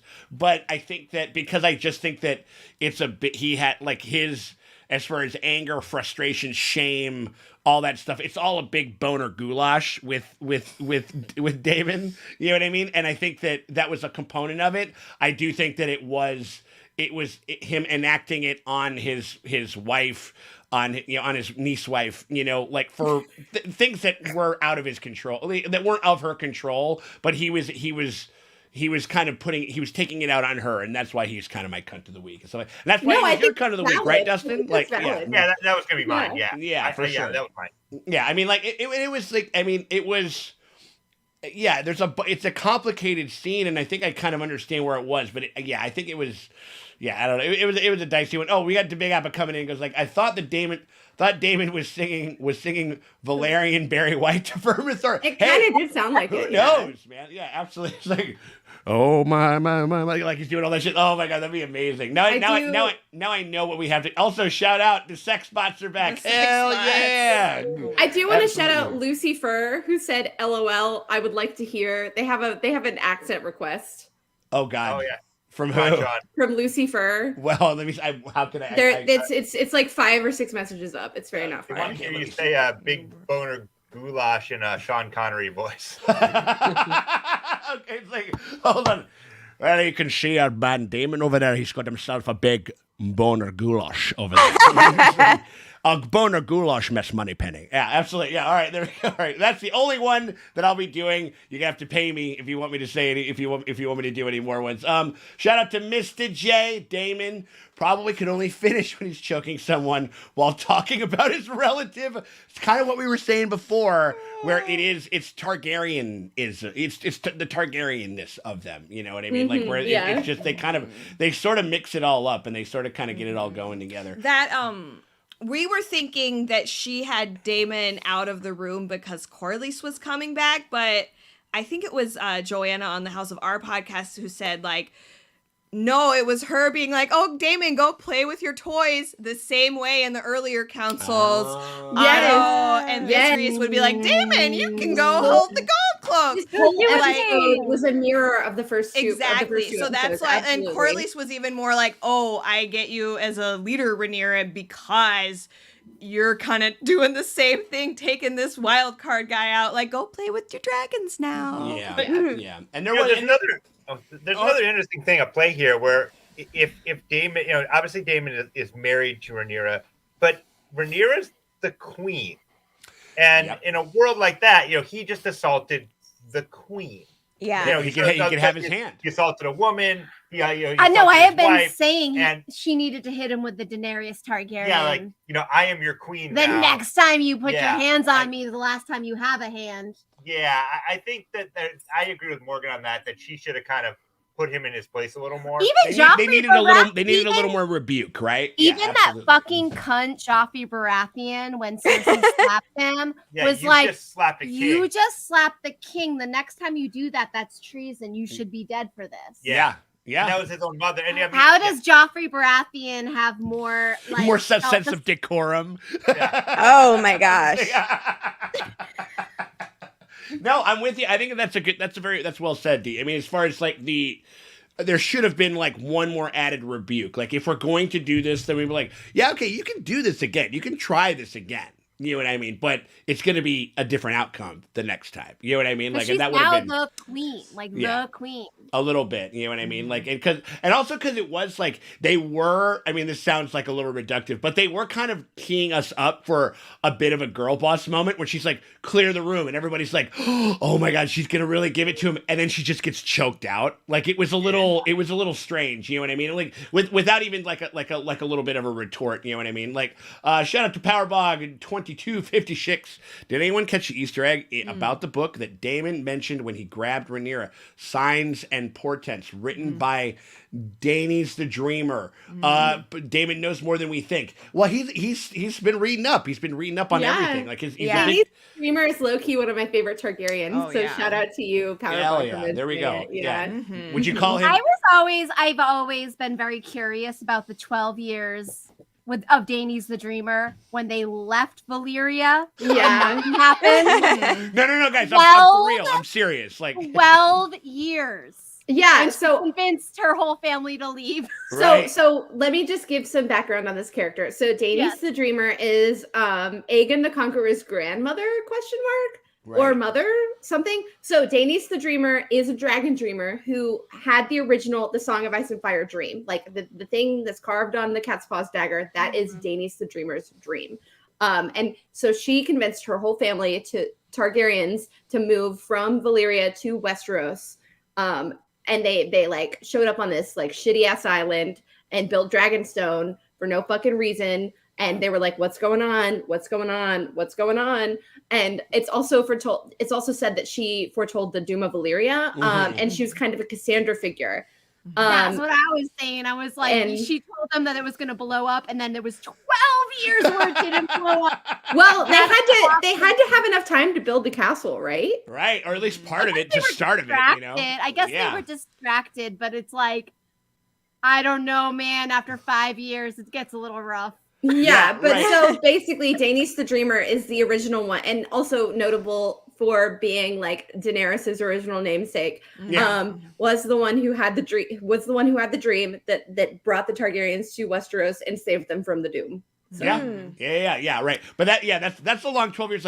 No, guys, I'm serious. It was a really good move. It's gonna blow up. I swear. Any day now for 12 years. Keep in mind that old Valyria was at the height of their they were the height of technology, the height of architecture, the height of everything. And she convinced her whole family to leave all of that on a dream. And then 12 years goes by and nothing happens. I'm sorry, that's awkward. I'm kind of sitting there I swear, I think my dream's real. Right? Oh my God.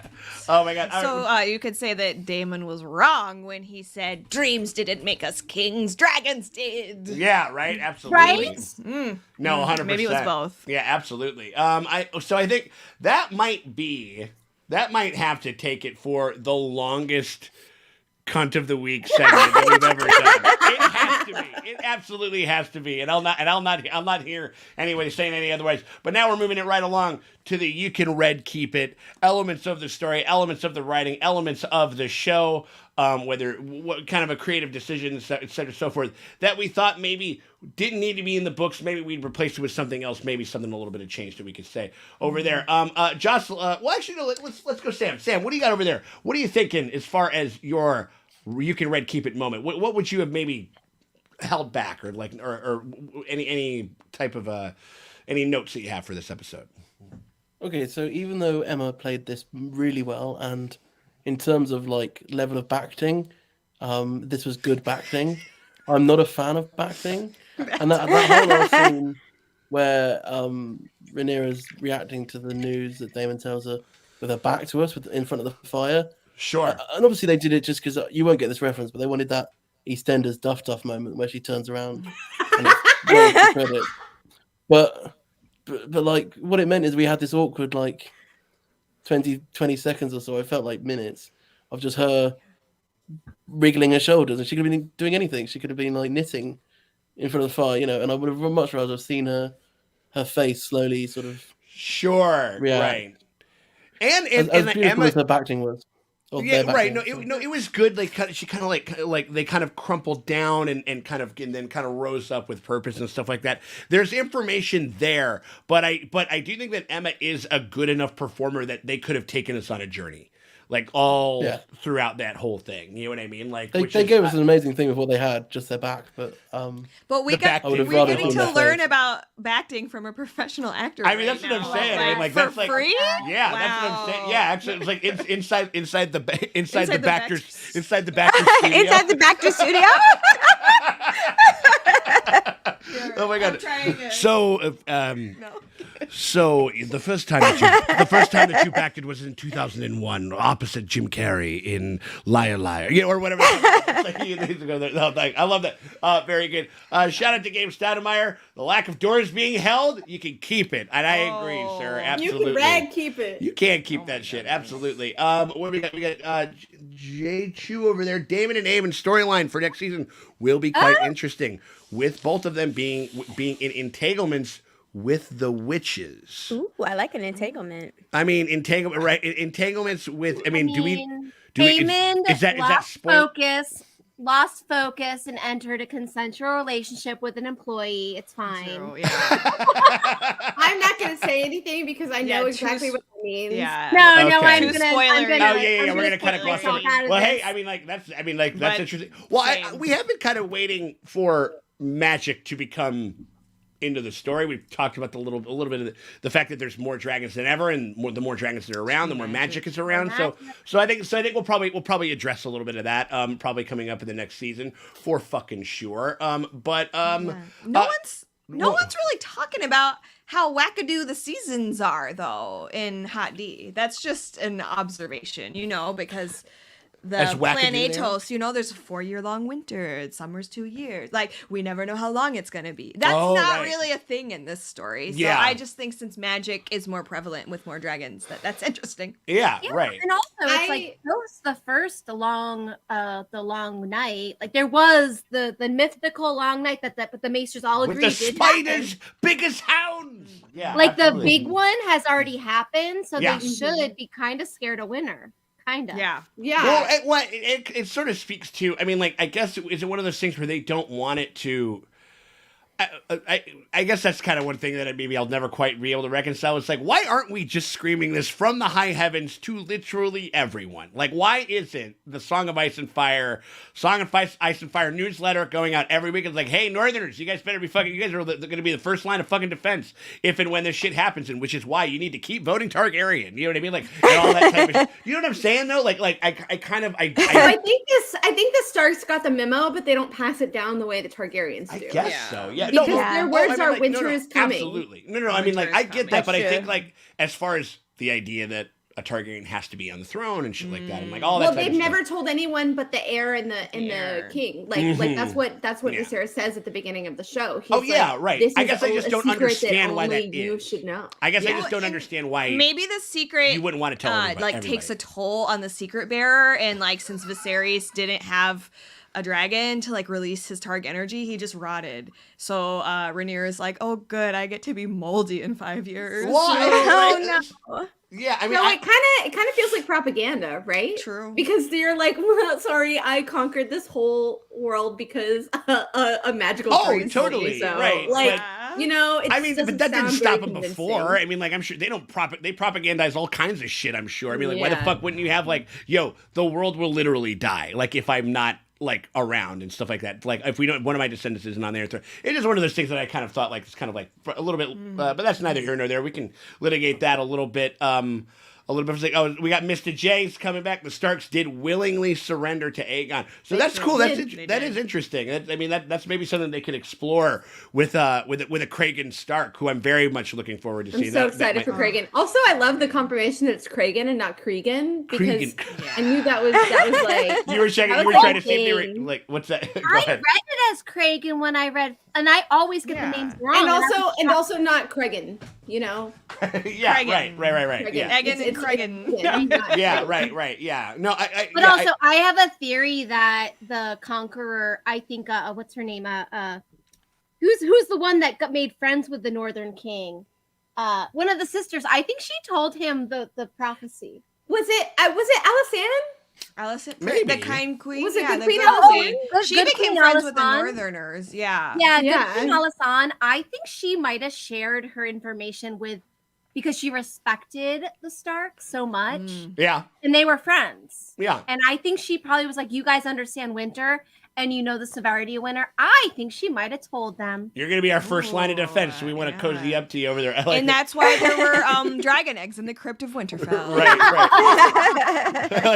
From Craig to Ned. Over there. Release the Kragan. Like, I like that. I'm Release down with all the of these. Kragan. These are all good over there. I'm digging all of these. Millie, how about you? We touched on mine an eensy bit. I will say, like, my just red keep overall. It's just I kind of wish we could have a episode 5.5 where things were just a little stretched We out. need more episodes. We Yeah. needed 3 more Yeah. episodes. So I'll die mine, on it's that even hill. like I'm mad that we don't have more. Wah. Obviously, it'll be a empty 2 years, you know. But but also that, yeah, in the show world, it just doesn't make sense that Rhaenyra sent Luke. Just in the book, it makes sense because everyone else is busy and Rhaenys is off and Rhaenyra's all hurt from her miscarriage. So there's just no one left except these boys. But in the show, just like Jace he suggested. He goes like, we should go. He just goes like, and he's literally anyone he's gonna beat else. himself up so much over this. Storm's End isn't far. We could even get Sea Snake to just ship over there. We could get Rhaenys to go. You don't want to send Daemon, but like, there's a lot of other people that you could send. Also, literally, just like as far as like thinking on your toes, though, it's like, Luke, you have another brother. You could just be like, I know he's like super small, but you're like piggyback. I'm betrothed, but I mean, I Oh also yeah, the brother. But who's- I thought you meant take him with him. right. Oh God, no, God, that would be so bad. No, but it'd be like, but like, I also got, younger brother. but There's Aegon 3 and Viserys, Lil right? Man, but Lil Man, And like Joffrey. Lil Man's Yeah, out there. true. We Yeah, have, there's many we have other brothers. We have a lot of other people that we could. Because listen, I can't presume to speak for my lady wife, but I absolutely can guarantee that she would entertain a marriage pact with y'all, like, you know, in order of your support. Now but also he's not that seasoned at this shit. He's also a baby. Yeah, He's so also a it's like- baby. Yeah. So it's it's just a baby. Yeah, so I don't know. There's a baby. there's a handful of things over there that I think that well, I mean, Great, hindsight's 20/20 and shit. Yeah, I mean, It's fine. Yeah, I He's think fine over there. It's fine. I think What you got? a lot of It- I was just saying a lot of the Luke stuff could have just been like Rhaenyra being a bit naive as to the dangers of that, because she sort Possible. of sent it as if, true. the way she said it, it was almost like, you can go to the corner shop just over the road and pick up some milk. Yeah, Well, okay. we do it, I buy that. you know. I buy that. It's Yeah. just over there. He's already She was declared sending- loyalty to us. You know, you just go Yeah. and tell him, say hello.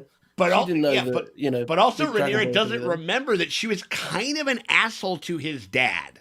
there. Yeah. She In that- was. Or she didn't even say like, this dude's illiterate, don't give him the school. Right. Right. Absolutely. Yeah, exactly. Like, But yeah. like, I think that us, like, people who are obsessed with A Song of Ice and Fire, like, we know that Targaryens don't trust maesters. And a maester is the person that would give you the intel, be like, okay, so this Baratheon king, he doesn't read. Never hand him a note. Yeah. Get the maester first, have him go up. Like, but like the Targaryens. Never serve a pig in front of Almond, ever. Yeah, Never right. do But the that. Targaryens just do not trust maesters in Right. general. So it's like, but the show doesn't really get into that. So Yeah, it's like, sure. To me, in my head, I'm like, oh, this makes sense why she wouldn't have the intel because she doesn't trust her maester. Blah blah blah blah blah. But Yeah. Or the little guy. Is Almond actually like big brain for saying fuck pigs? Oh my god, true. Oh, yeah, no. I mean, fair. I mean, like, sure. I mean, we'll accept it. We'll obviously accept it. You know what I mean? Obviously. I mean, like, and he clearly, and he clearly wants to kill Damon, who is a cop. Ultimate cop, yes, You know what I mean? correct. Like, yeah, Oh my he's the God. chief of fucking Literally police over there. invented cops. Literally. Yeah, you know exactly. who else was a cop? Maddie's late husband. Yeah. Oh my god. He was. Yeah, he was. That's Lord true. Larry's. Hey. Lord Larry. He said ACAB. No. Larry's is part of the CIA, which is almost worse. Like, Larry's Larry's the CIA, and that is worse. Right. I mean, like, Morgan, you're never going to win with Larry. It's like, Larry's Carwin, you're never gonna win. That's okay. I accept it. right. But I know it was a pretty bad situation in Storm's End, but also the storm. I wish little Luke had been like, "Oh, I forgot my rain boots. Can we crash can I overnight? I'll leave after the storm." Yo, this guy just said that we can't fight in the hall, so I'm gonna stay in the hall. Yeah. Like, you know what I mean? Like, Or just I'm wait, gonna just wait it out. Just wait it out. something. At least until the storm passes and shit like that. But you know? he was just scared. He just wanted to get out of there. Yeah. But that even like the storm itself, I was worried like the elements could have gotten him. Yeah. Without Vig, are you raggedy bitch? No, absolutely. All right. So who else got a red keeping moment? Who else do we got to do? Sorry. I got one. I have one that could actually like solve a lot of problems. It's also it's kind of a beef with the writers where I'm like, if they had just like kind of hammered home the actual like the like thing you do not kinslay. Yes. Just across every episode, just kind of have a like sprinkle it in there. Yeah. Just really talk about how kinslaying, whether you're religious or not, Right. it's just like culturally, we just don't do it. Yeah. It's like honestly, It's a huge we, deal. Right. There's no Targaryen exception for that taboo. Right. Yeah, because even Targaryens, when they kinslay, there's historically bad things happen. Whether you want to get superstitious or not, kinslaying, 7-pointed star, old Valyria, we Everyone. don't kinslay. Yeah. And that would actually figure out why Rhaenys didn't fucking barbecue that whole party. It could solve that a little bit. Yep. It would solve Yes. a lot of Yes, problems. it would. It helps, you know. It would also explain why, like, we would know why Aemond was like horrified that he killed his cousin. He Like, was. He was like, I fucked up. yeah, because he was like, kinslayed. I fucked up. Which I know us like fucking smug book readers know that's a huge deal, but I don't think the show actually got the random reader, like the random like show watcher there. Right. And I'm like, if they just sprinkled that where it's like, well, you don't want to be a kinslayer. Oh, he was a kinslayer. Now look where it got him. Like that would really, and then when like Larry's kills his family, Yeah. you're like, oh, this guy's fucking crazy. Like, Well, he we was- all thought that, regardless. Like I think I'm pretty sure that we all thought that over there. But like, no, I mean, I Shanks coming in. Larry's is the FBI. Feet beat institution. Oh no! I was gonna say female boot inspector, but okay. Oh my god, But I love okay, it. go off. Oh my god, it's like if they handed the reins over to Damon and Corlys on the warfare part, they would carry everyone to a win. They could kill Otto It's possible. Hightower. He's not kin. It's possible. It's possible. Yeah, I mean, like, I think it's one of those. I think it's like it's a hindsight 2020. It's kind of a hindsight True. 2020 thing. Like it is. It is like very. like it is admirable what like Rhaenyra is trying to do and why she's trying to do it and stuff like that. And at least we understand that much. You know what I mean? But like, you know, you go back and you think about it, it's like, well, listen, like we could also just like send a very fucking clear message, and you know, also we don't have to deal with the fucking mid-transformation werewolf guy anymore, who's kind of the whole fucking reason that this whole thing kind of started. He's kind of the precipice of why Allison has been on such a crusade. It's the big reason why the fucking Greens are making all of the moves and being the usurper cunt pieces of shit that they are. And like, and it would have been satisfying, but I think, you know, we understand like that's kind of like, you know, we got things to do in this here book, you know, that we kind of have to do. Who else? What else do we have over here as far as red keep it moments? Who else has one? Oh, Jocelyn. Yes. Okay, Jocelyn. What do you got over there, my dear? So this isn't my red keep it moment for season 1, but it's my red keep it moment going forward. I am done with the analogy between childbirth and the battlefield. I get it. We did over the head with it. It's good. You You're got right. it. You made your point. I understand.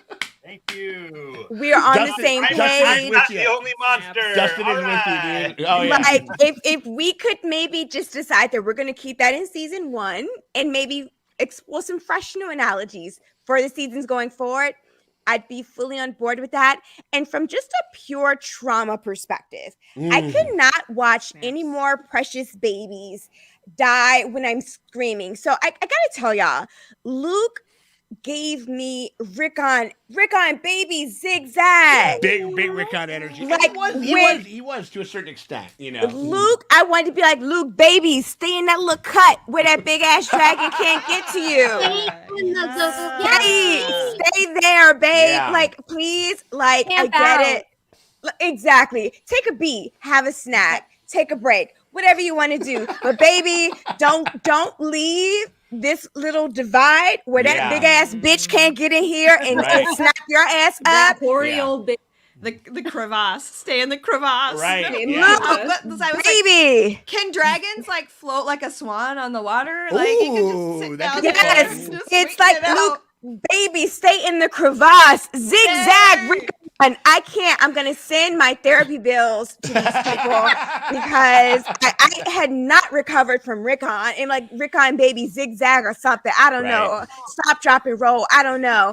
And it really sort of harkened back to that because I'm like, Luke, baby, no, stay in the cut. Stay in the cut. Like this is it. Yeah. This is your spot. Or That- I don't like take a page out of the Dornish and stuff like that. I mean, because he is small enough, you could maybe find a little cave. You get your ass in that cave. It worked for the crab feeders and shit like that. I mean, like Aemond is The only reason Crabfeeder died is because he came out of his cave. Yeah, that's what I'm saying. So I mean, I think that like it's possible. I mean, yeah, there's a couple, cave, crevasses, anything with a C, basically, like just to stay in there. You know what I mean? Like get in there and stay there. We should have never left that cave.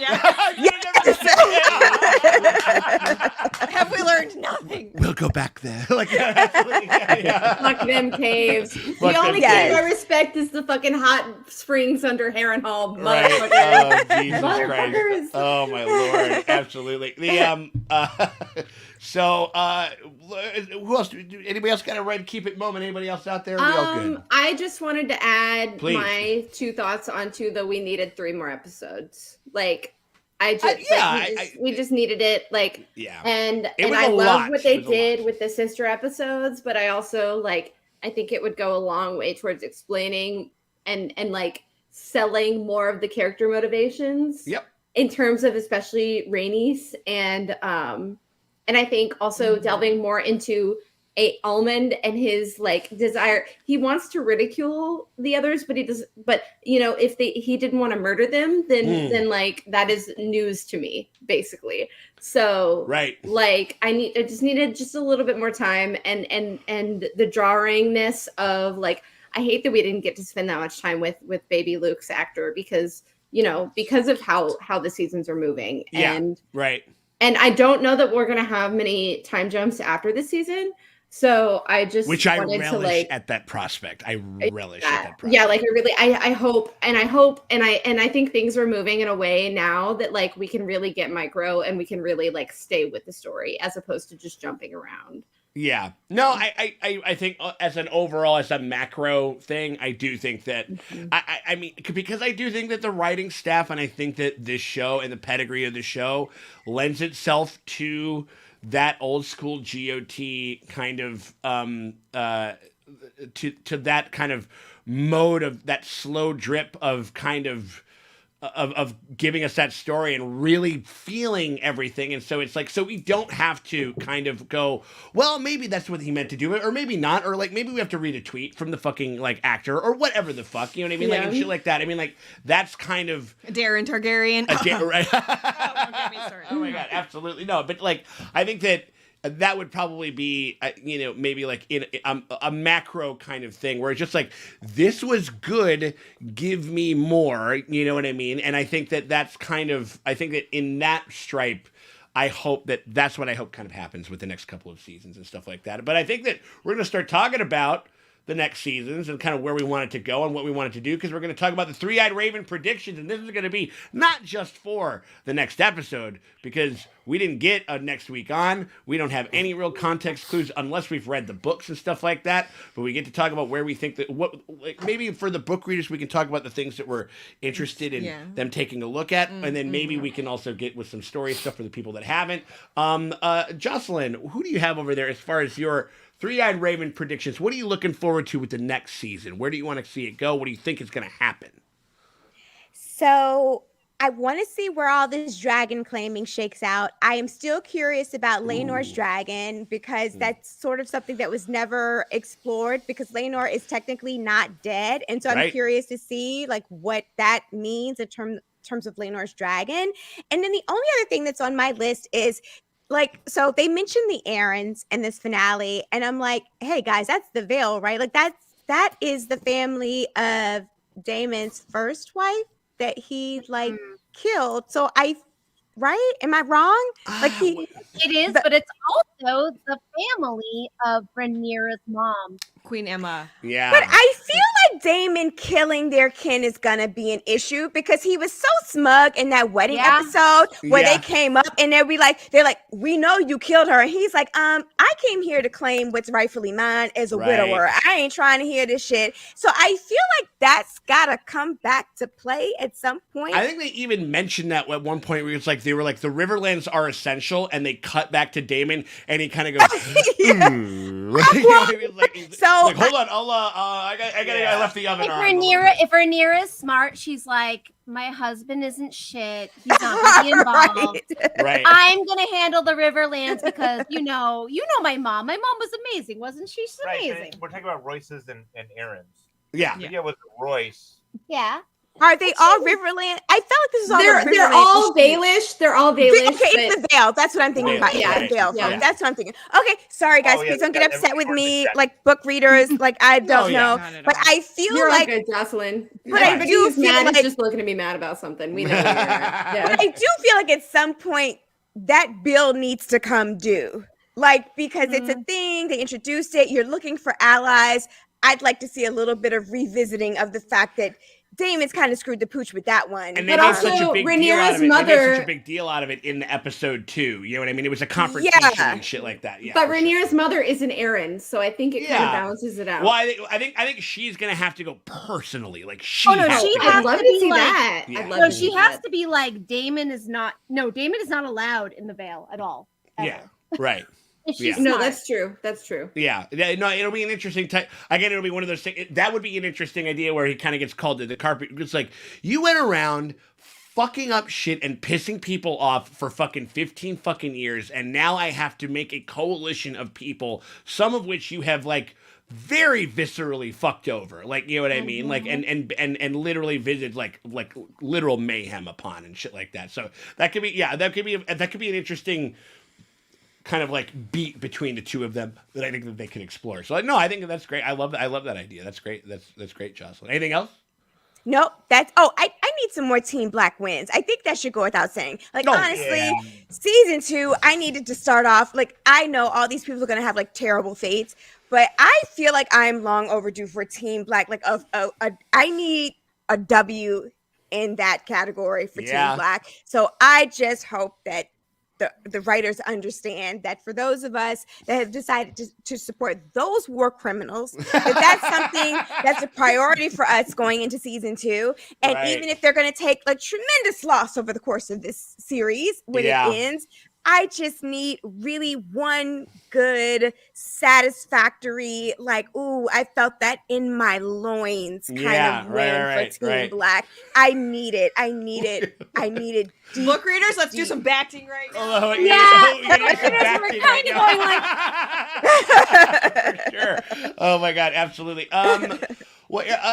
Sam, what do you got over there? What do you want to see this next season kind of delve into, or what would you like to see from him? What are you looking forward to, bud? So my prediction is that the Burlington bar is going to pop off, like, because you know what, I think you'd be right. I've loved watching up until throughout this season that the crowd's just growing again in the bar. Yeah, following on from the Thrones. So happy. Thrones watches, and then that final finale when it's just so packed, and then Dustin's jaw nearly hits the floor when Luke gets eaten by a dragon. Absolutely. And it's like watching. It's like I almost get sports watching that. I get the sports crowd mentality. I almost get a sport. You know what I mean? No, it was. It was like, I mean, it wasn't quite to the level. I mean, obviously, I don't know if it'll ever be quite to the level of fucking season of season 7 and 8 and shit like that. But I was getting some flashbacks. I was being like, oh yeah, I remember this. Yeah. Right. It was filled to the brim in there. Yeah. Yeah. It was definitely, yeah. So that was very fun and that was very cool and stuff like that. Shout out to Claremont.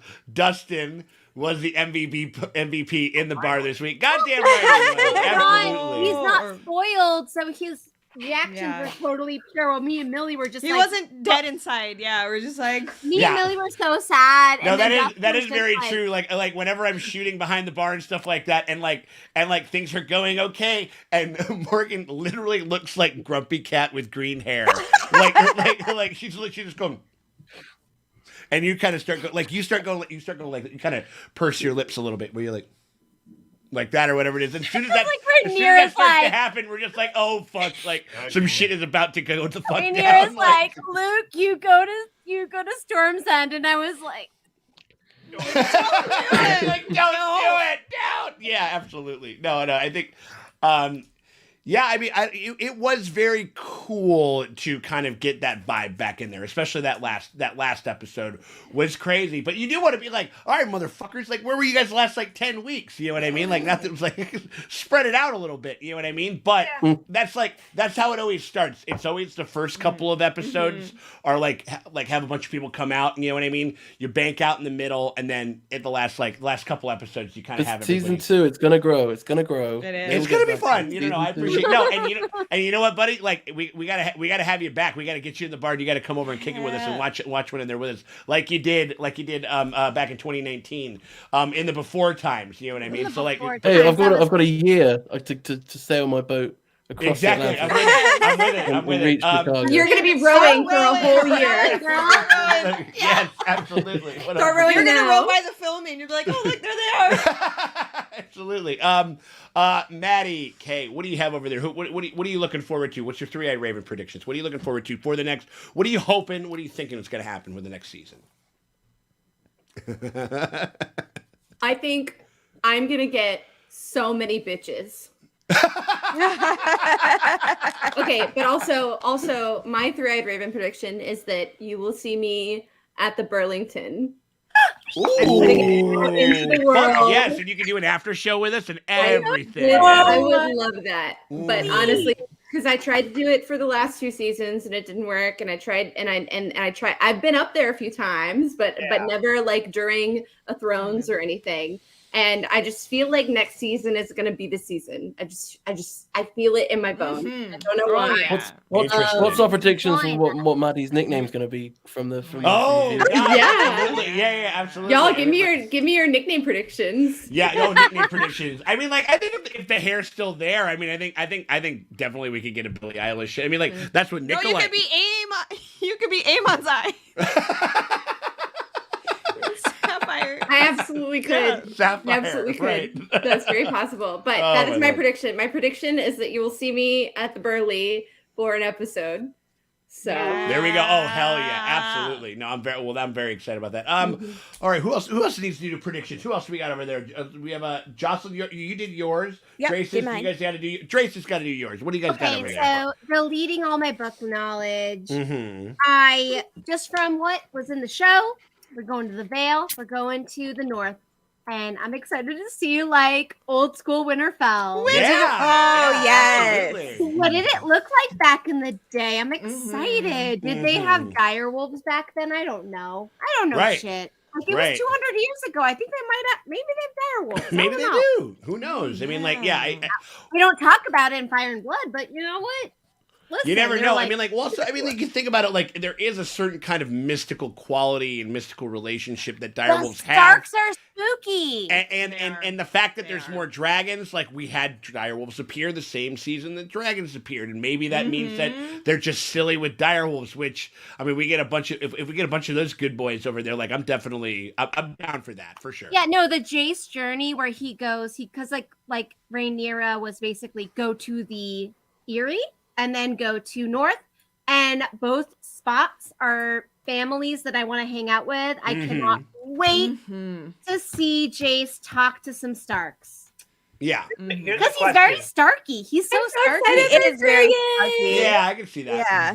How long do you think it'll take till he finds out about his brother? Ooh, maybe. Well, dragons He's fight. on a dragon, but then ravens take longer. I don't know. I think he's gonna come back. I think he's gonna come back to Rhaenyra. I don't. Oh wait. No, I bet he'll learn about it. I think I think gonna. he'll learn about it on his On the tour. road. I bet he's gonna Well, be okay. in the North, and I bet he's gonna make best friends with the Starks. Maybe I don't know. I would love that. I would honestly love that. I hope he avoids the moon door.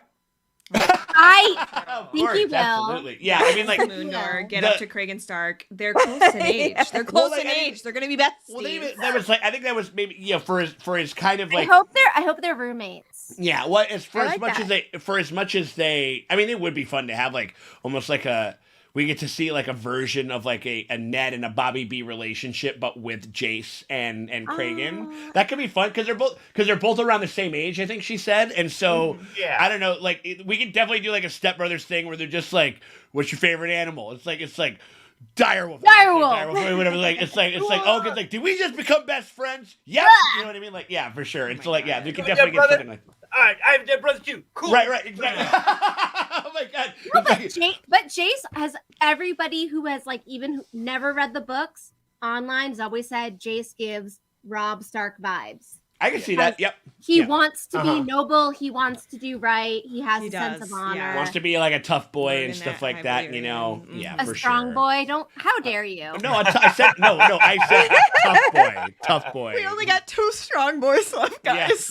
Yeah, for real. I mean, like, yeah. I mean, like, or say Yeah, 3. But my boy Larry's. Is they're still in Winterfell. He doesn't count. The I meant the progeny of our fave. Yeah, like not like, your fave. Well, like he has like they're in Winterfell. It's like I love Winterfell. So much room to do activities here, like or whatever it was. Like I just want to do all the Step Brothers things now. Yeah, I mean, like I think kind of echoing a bit of what we've said before. I think just like very much in general. Well, Dustin, you got any predictions over there? What do you got, baby? What you thinking, man? What you got? I mean, I think that's my prediction. Is like I think we're gonna open on Jace, like on his little tour and see what happens.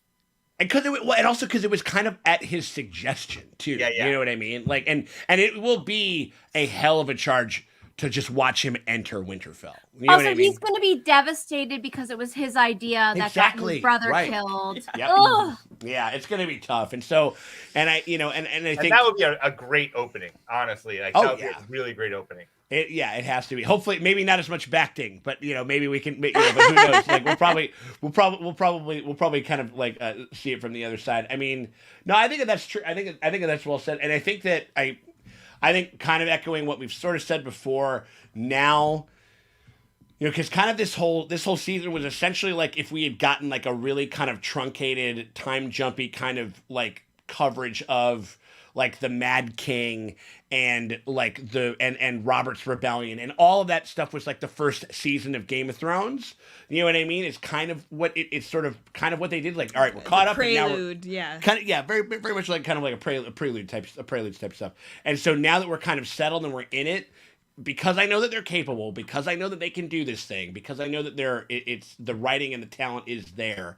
I do want them to really kind of settle in and just kind of give us a little bit more of the like kind of the minutia, so we don't have to kind of do the things that Jocelyn's been doing, like where it's like, well, do I really understand why we made this decision and shit like that? Because that is big season 7, season 8 energy. You shouldn't have to do that. Yeah, it's like we got the show should do most of the lifting for us, unless it's trying to maybe elicit something about our imagination and stuff like that, you know. So I don't know. I think that do we get all of our super chats? Do we have any? Oh shit! Hold on. We got Philip here. I'm going to highlight it real quick. Shout out to Philip, and this actually goes to what we were just talking about over here. I think this is like the only super chat that we have to do left, but let's make sure that we get it because we appreciate you, Philip, and we appreciate all of our fucking super chatters out there. $5. Luke says, Luke in the afterlife.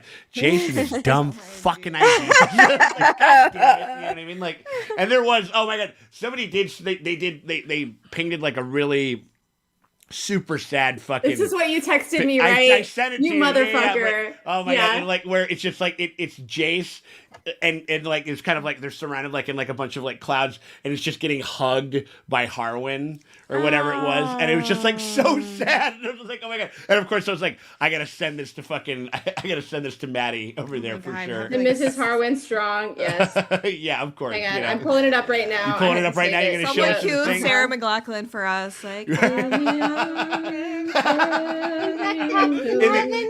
In the arms of the strong boy. Yeah. Oh my God.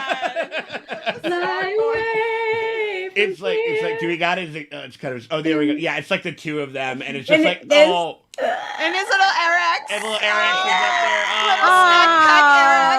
Little boop. Oh my God. Yeah, absolutely. So anyway, oh man. Thank you guys. So actually, Larry's made sure that he was reunited. Wow, fuck you, Morgan. Absolutely fuck you. Oh, look what happened. Look what happened. Somebody got muted over there. It's like I can only take like a whole 6 episodes worth of trolling trying to pretend like Laris is actually a good character and a well-written character. No, but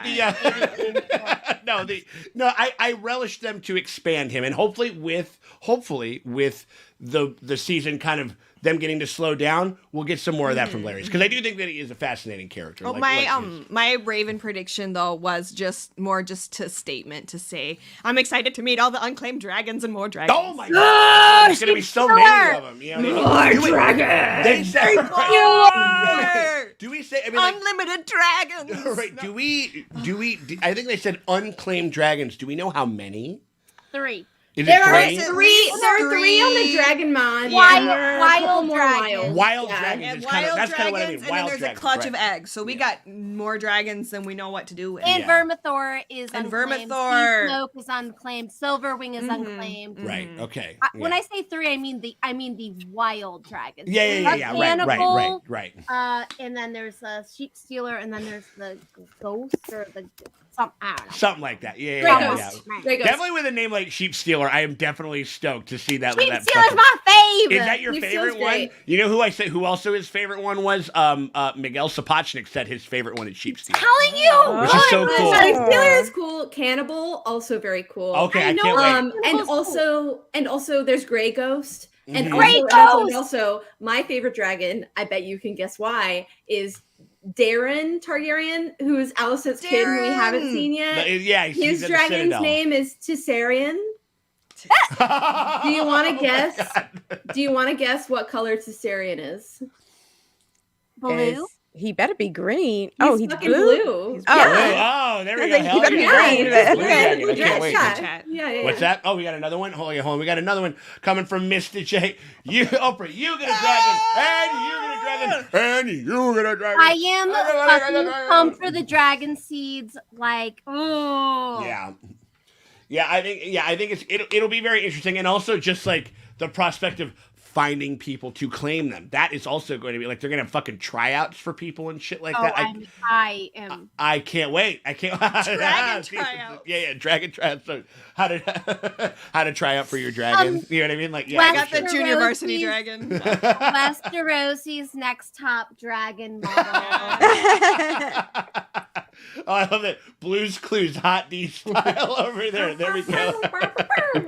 I'm down, man. Absolutely. As long as somebody's wearing that bitchin' sweater for sure. Like, you know what I mean? So, yeah. All right. Well, I think that kind of does it over here for us, for the season. But that's not going to be the last of our fucking live streams, y'all. We were just talking about, we were having in our little private chat. Maddie was talking about, I know that Maddie has been absolutely loving Andor as we have on the channel and stuff like that. And I think maybe for like we could do like a prelude to the finale type thing, and then maybe like a post finale. I think I would love that because that show has been kicking our ass. It's so fucking good. Like, and I cannot tell you how much I have never ever expected to see a Star Wars thing do what Andor is doing in my wildest fucking dreams in a million goddamn years. I never ever thought. I didn't think that they would allow for it. I don't know how Disney is allowing it. Like, I'm just so fascinated. Yeah. I'm like, wow. So many feet. In that last episode, Sam is my little Larry Strong minion. No, I mean it was like that was where it's like, so it's Quentin Tarantino, and I found myself on the fucking Disney lot, okay, and like, for sure. But like, no, it has been. So we are definitely going to be doing some stuff with that. We're going to be doing some other bits of coverage with a bunch of other things. We also have The Mandalorian coming out with season 3 in February, and we're definitely going to be doing some bar reactions for that show. I think that's going to go really well. And so, yeah, we got a bunch of stuff over here. We're going to be keeping it lit over here, just like you guys have been keeping it lit in the chat. Shout out to everybody who's been in the chat. Shout out to everybody who's in the super chats. We appreciate y'all. You guys make this. Get in your super chats now. Get them in now. Yeah, it's like, yeah. You got about T minus like a couple of fucking like T minus like 2. We can fight. Yeah, absolutely. But we'll start to go around the horn here and get everybody. Jocelyn, tell everybody where they can find you, what you got going on, and what you're covering these days. Tell everybody where they can find you at. Yes. Thank you. First, I just have to say thank you all for having me again. This has been an absolute blast, and thank you so much. Yeah, your audience there is so fun. It's been amazing. You can find me at More Wine Pod on all the social medias, and you can find episodes on morewinepod.buzzsprout.com. We just wrapped our She-Hulk coverage. I love that show, so it was fun to wrap that up. Love She-Hulk. Yes. It was amazing, and people are like, "Tony Stark died for this." I'm like, "Yes, the fuck he did." Yeah. No. He literally died for everything that you like and don't like about the MCU. I'm sorry, and right. Yeah, I mean, like that. I'm sorry, like. Right, I don't know what you want me to do about that, babe. Tony Stark. I'm glad he's dead. Okay, just so if I'm gonna be going around there with the Avengers, not the Revengers, but the Avengers, like, and if we don't have Megan Thee Stallion twerking with the She-Hulk, then it wasn't worth it. Okay, like, listen. I want Megan Thee Stallion twerking, and I want She-Hulk fucking the shit out of my favorite Catholic slut, Matt Murdock, because that was fucking amazing. The messiest, horniest slut. Canonically, that man is absolutely. Brianna Shea, Megan Thee Stallion's ass is worth it, and I will back that 100%. It is worth it, so we love that. My dear Maddie is going to be joining me soon to do a full season recap of this show, House of the Dragon. So I cannot wait to have them back. Gotta check that. I'm going to be tuning in. So please tune in for that. That's it. I love y'all. Thank you for having me. Thank you for your support. Jocelyn, where can we find you? More Wine Pod. You have to follow my personal account. More Wine Pod. Absolutely. There you go. Yeah. Absolutely. And Sam, Mr. Sam Coleman over there, the legendary Sam Coleman. How you let us know what you got going on and where people can find you. Yeah, well, I mean, you can find me at Sam Coleman Actor or samcolemanactor.co.uk. But to be honest, you're more likely to find me if you subscribe to the Watchers in the Bar Patreon. Goddamn right, absolutely. Popping up here, there, and everywhere. Oh my god! And I'll be in the comments of the videos if nothing else. Honestly, guys, it's worth it. It's like what, $5 $8, Yeah, I mean, like, $10, A lot of good $1,000, stuff. however much you want. You know, $1,000, however much you want to give. however much you want to do, but great like, yeah, content, but like, you know. yeah, like $5-8 is like the sweet spot where you just get like you get just enough. I mean, obviously you can keep going and you get like all this other feature film coverage and shit like that. But yeah, like right there as far as like watching So like much Andor good and everything stuff. like that. Yeah, man. With good people. And whilst we're talking about Star Wars very quickly, it just suddenly came to me that whole crevasse scene. Was I the only one that got pod racer vibes from that? Yes. Oh, absolutely. I was like Star Wars, man. I was like, oh. You're like, oh, try spitting. That's a good trick. You know what I mean? Like, you gotta get with some stuff like that for sure. Absolutely. Yeah, definitely, absolutely. Yeah, big time. Yeah, there was definitely that kind of thing, like where it's kind of going on and everything like that. But yeah, I wish Luke had hidden in an asteroid or something to hide to get away from Vagar. You know, damn it, Luke. We were literally saying that, like Luke, you're dead as shit. Like, you know what I mean, or whatever it was. Like, yeah. If Elman had pulled up and been like, Luke, I am your I am your uncle. Use the fire, Luke. Absolutely, 100%. Yes. Maddie, what do you have over there as far as where can people find you? What do you got going on? All of my stuff is at here with koji.com/at Maddy Kay. You can find me hanging out with Jocelyn at the I'm Gonna Need More Wine podcast. You can find me watching Andor every Wednesday morning. You can find me tweeting Sam Coleman, who survived death very narrowly today by spelling my name correctly. You can find me posting all of my memories with Morgan and Dustin from when we were hanging out IRL at Con of Thrones. I showed that picture of us to my friend Morgan the other day, and I was like, I just miss her a lot, and we look so cute. And Millie and I play Animal Crossing together, and Sean and I just text each other shit posts. It's great. I send you sad pictures of her. He just makes me cry, and I say, "Fuck you, Sean." Yeah, that's how that. You're like, fuck you, dude. Like, you're just like, yeah, I deserve that shit, you know, for sure. But what I want you to do, friends, is go to Burlington Bar if you're able and get some motherfucking Malort shots for me because I unironically love Malort. Yeah. And I support everybody. Do the Patreon, do the thing. Like, keep talking, keep showing up to these lives, keep asking me to come do them because that's dope. I love that. I have a good feeling we got at least 2 that we're gonna be covering in the next couple of weeks. So that'll be fucking awesome. And tweet me about the show anytime or anything, anytime. Absolutely. So. Oh, you honor us, Maddie. Thank you so much. Definitely you are our and I mean this in the best way, but you are our Vagar. You are a war-weathered fucking you are a war-weathered veteran of the live streams. And you're just here to fight. Yeah. You're old and wrinkly and you just wanna chomp. Yes, absolutely. I mean, and just everybody say thank you to Millie for joining us as always. Thank you, Millie. Of course, you know what I mean. And is there anything that you want to plug? Or you can find me on Millie Lasagna. You can message the Patreon and I'll answer you. There you go. Absolutely. Right. Absolutely. So there's multiple ways, and give a big shout out. Everybody give it up for the Draces. My brother and sister in arms over there. I love and adore them. They make part. Arms and feet. My brothers and sisters. Damn right. Yeah. It's like we'll give it up there. I'm not going to show toes on the chat. That's a Patreon exclusive. Just in case Larry's was looking, but he's not looking because he's not a real person. Right. Of course. Absolutely. Right, 100%. I mean, imagine that guy at every convention he goes to. He's just like, oh my god. He's like, I literally don't care about descended upon with feet people. I took a photo with you and my feet. He's like, fine. He's like, I literally no open-toed shoes allowed in the right, exactly. Yeah. I love it. Oh my god. All right. Well.